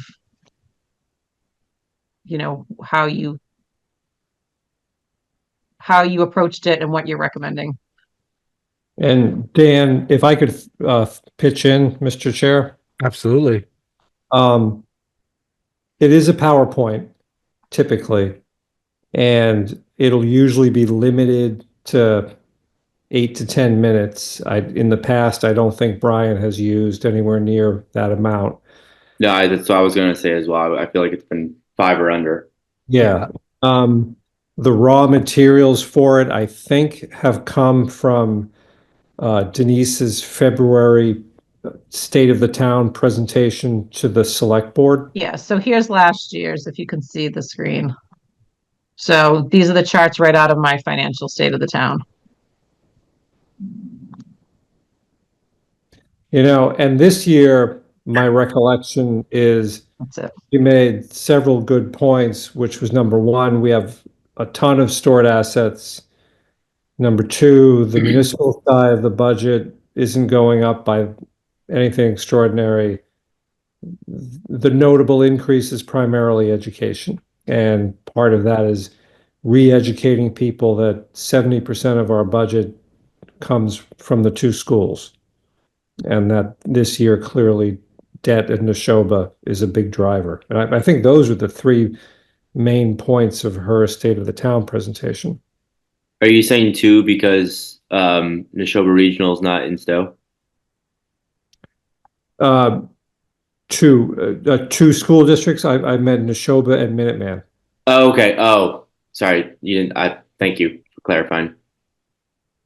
But it gives an important update to people, you know, rather than just throwing all these numbers at them, it gives them a narrative. Yeah, no, I understand. Yeah, and it shows that you guys did some work and you know somebody's looked at it and it gives them all a certain amount of reassurance. Yeah, I think that's like very much to Jim's point. Like we spent 4 or 5 months going over all of this information prior to town meeting, and outside of our public hearing, even though all of our meetings are public, all of our minutes are posted. It's our opportunity to stand with it, like, hey, there's a lot of work that goes into this. We do a lot of due diligence for you guys. This is how we, who've been working on this, who've been in the weeds with the town administrator, see our town finances, our town's financial health. And like, this is why you can trust our recommendations because we've done our due diligence. Mm-hmm. Right. Okay. Sounds like a plan. Yeah, so I can get a draft of, I mean, I think that this committee may need to meet then one more time before the day of, if you're going to try and make the recommendation on 3614 to approve whatever presentation, but I can work with you on it, both Brian and Dan, and just make sure, but it's nothing, no heavy lifting. Yeah. Can we make the recommendation on 3614 prior to the day of, so as to include Brian? Yes, that's what I mean. Instead of Yeah. meeting the morning of town meeting, I think you should have a Okay. meeting between now and then. Okay, I misheard you. Okay. Just to take care of that. Yeah. Yeah, and again, I apologize for this. I made these plans like 8 months ago, so I didn't know the date of town meeting at the time, or even if I did, I wasn't paying attention. I apologize. All right, thank you for stepping up, Dan. Yeah, not a problem. Happy to do it. I'll apologize for weaseling out so quickly, but I am on the autism spectrum, so the thought of getting up in front of 200 people and making a presentation is not comfortable for me. That's very fair. I would not have known that, Kevin. So you do a very good job presenting yourself, and every other time I've seen you. So Thank you. Well, faking it until I make it. Yeah, I've told you before, Kevin, how I ended up on FinCom. My wife wanted us to get involved in the town, and I'm the extrovert. Kevin, there are some tricks to public speaking if you ever want to spread your wings a little bit. I could give you a few tips. I'm basically an extremely shy person, but I spent 30 years as a litigator, and now I'm the town moderator. There are certain things that help you get through it. That's great. Thank you very much, Jim. All right, with that one done, Jim, thank you very much for your continued input and I think support. I think Jeff had a comment. I just want to just put it out there that if for any reason, Dan, that you have a problem, I will stand in for you. I love this group. I appreciate that. I don't. Well, I mean, an unexpected issue is what I'm saying. Yeah. That's good to No, know. I am comfortable with public speaking. Obviously it's a different scenario, but I do it really every single day, hours upon hours. Oh, and with the harshest and most brutal critics possible. Yeah. Teenagers. Ugh. So Oh, yeah. it's not a problem. I just I wasn't saying for that purpose, but just if for some reason you're sick or whatever and you can't do it, understood. I appreciate that, Jeff. Awesome. All right. Which brings us to, with that out of the way, it brings us to let's do the town report. Denise has it up on the screen. Did you guys have a chance to read this? yes. This is, again, not very much different from what we've done in previous years. Denise has done a wonderful job updating the numbers. Basically everything up to, I think, the prospectus of 26 is stuff we've already voted on, seen before. 26 down is where Denise has gone through and updated the numbers for us. Yes, so just to be clear, there's nothing in here. I did not obviously assume any recommendations from you. This is strictly just facts and number based. So anything, if you wanted to add anything subjective or recommendations, that's fine, but I just kept it to the facts so that it was not me weighing in on your position on anything. Oh, meeny.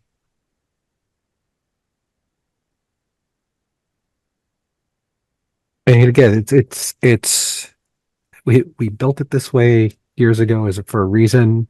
It communicates us really well. Does anybody not want to vote on moving forward with this tonight? We can push it off until our next meeting. You cannot. This Oh has no, to we be cannot. This has to be published. published. This is in the warrant. Never so you mind. need, I this apologize. has to be done. That's just us left. I don't see anything that I would have edited. I like the points again about hitting on the fact that most of this is driven by school debt. And that everything else is triggered by sort of just factual event.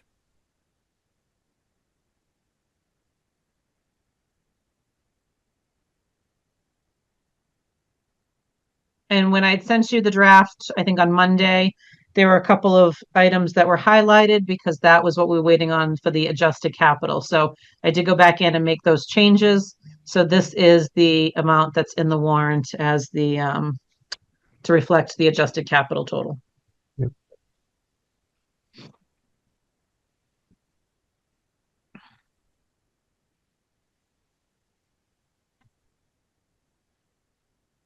Questions, concerns, thoughts?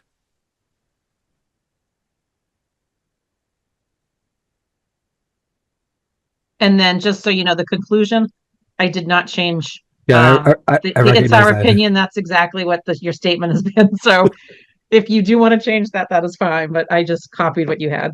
No, I mean, it's true. It remains true. When that stops being true, I feel like we should edit it. But at least for this year and hopefully for several more, this will continue to be true. Hopefully. Yeah.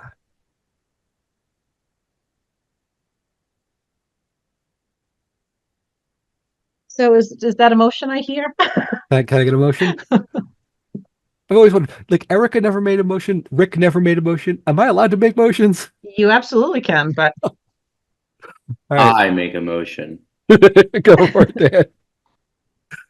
that we accept the report. Seconded. All right. Any objections? No. Seeing none, I will rule this a unanimous vote. Mhm. Cool.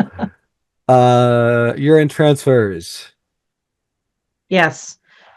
Quickly, so the law allows us in the last 2 months of the fiscal year and the first month of the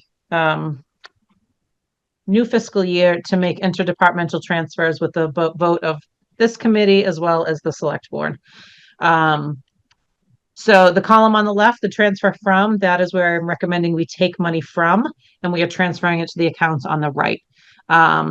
Without spending too much time on why we're taking it from where we are, primarily, we had a number of positions that were vacant this past year. In procurement, the police department, the fire department, DPW. So that's pretty much the sum why we're taking the money that we're taking. The transfers, some of them, ITAC, which is the IT department, and recreation, they just did not budget for their longevity bonus. That's those two small amounts. Facilities, we touched upon the cost of the utilities, so that needs to hopefully carry us through the remainder of the fiscal year. Police officer overtime and the fire department. When we have vacancies in our full-time contractual union positions, we need to backfill those with overtime or call wages for the fire department. So that's why we're moving money from the police officer wages to overtime, because we've backfilled those vacancies with overtime. And then on the fire department, the same thing. We've actually had a number of vacancies in the fire department, and those have all been filled by overtime. So it's not that we've incurred $100,000 more in fire department costs. It's just we don't need them in the true wages line. We need them in the overtime line. Okay. The repairs and maintenance of vehicles. So even though you've already made, I think 2 reserve fund transfers just for the fire department vehicles, they are still, the cost of maintaining our fleet is still astronomical. Hopefully this is it. This accounts for anything that he has that has just been done or needs to be done. And we'll hope that that finishes out the year without needing additional money. Snow and ice. We are currently at $115,000. They did go out on Saturday and treat the roads. So that was about $1,000 worth of salary cost.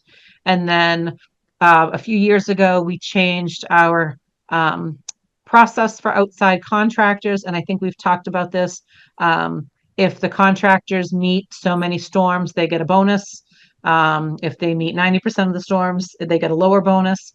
So we owe about $10,000 worth of bonus costs that they will pay out at the end of April. So that would bring our total snow and ice for the year to $226,000.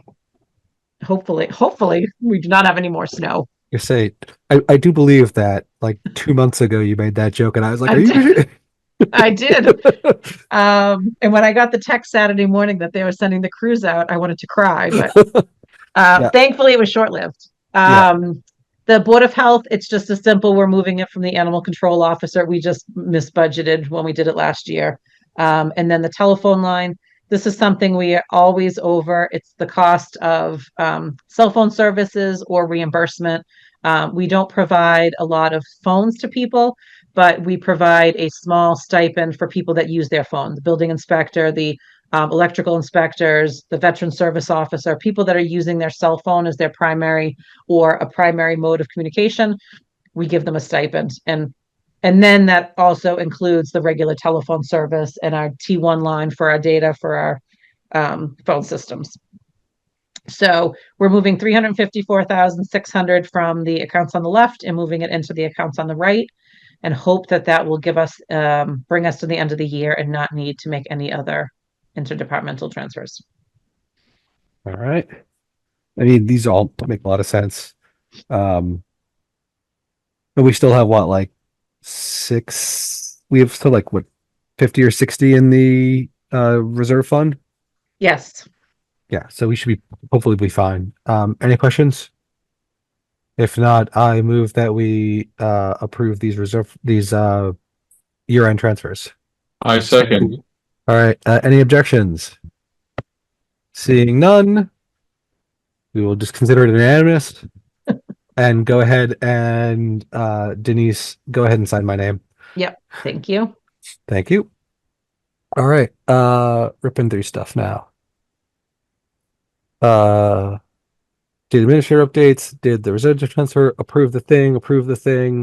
Committee updates, capital planning. I should have seen this coming, but moving this to Wednesday means I go back to back capital planning and you guys.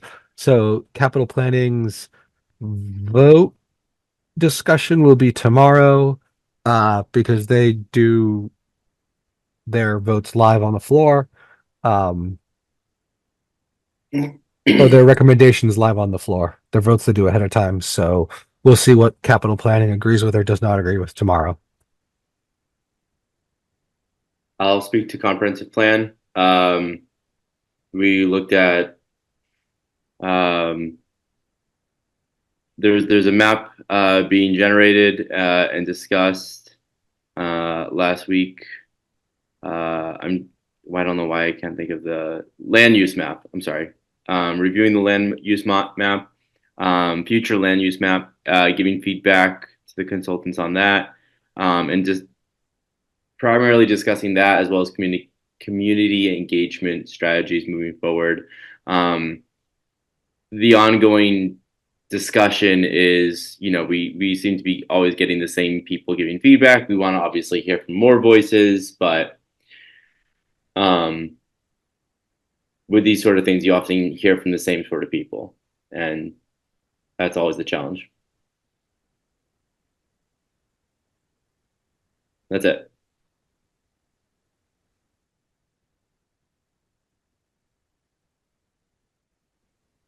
And then I feel like Kevin CPC has probably been all library all day, every day.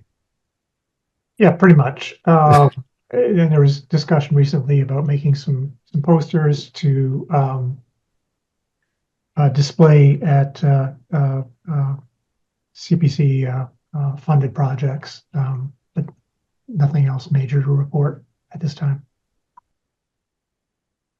Okay, cool. Last thing we're going to need is scheduling one more meeting prior to the annual town meeting. Let's see, today is the 16th. Does the 30th work for people? Let me make sure the 30th works for me. Yeah, it's fine for me, Brian. Should be fine for me. Yeah. What day of the week is that? Wednesday. Yeah, I have no major objections. Cool. All right, why don't we pencil that one in? And Denise, if you can reach out to the school about the server so we can get the information, and then we'll start updating that slide deck so that we'll have a slide deck to talk about as well. I think that's everything on the agenda. Unless there are updates from Denise. I will hold any further conversation. I've I been wanna- here since 6:30. I know. I want to thank you all. This is every year. This is the longest and hardest day. And like the one year we found a way to do it fast and quick. We got an open meeting law complaint filed against us for it. Mostly for reasons that I think are mostly opinion based, but I've been trying ever since to find a better way to do it. And I think today we found a good one in terms of going over at least the budget lines. So thank you very much for your participation and thank you much for your patience. And on that, would anyone like to give me a motion to adjourn? I motion we adjourn tonight. Second. Any objections? Seeing none, have a wonderful night. Thank you all. Thank you. Thank you, everyone. Night. Good night. Well. Bye-bye.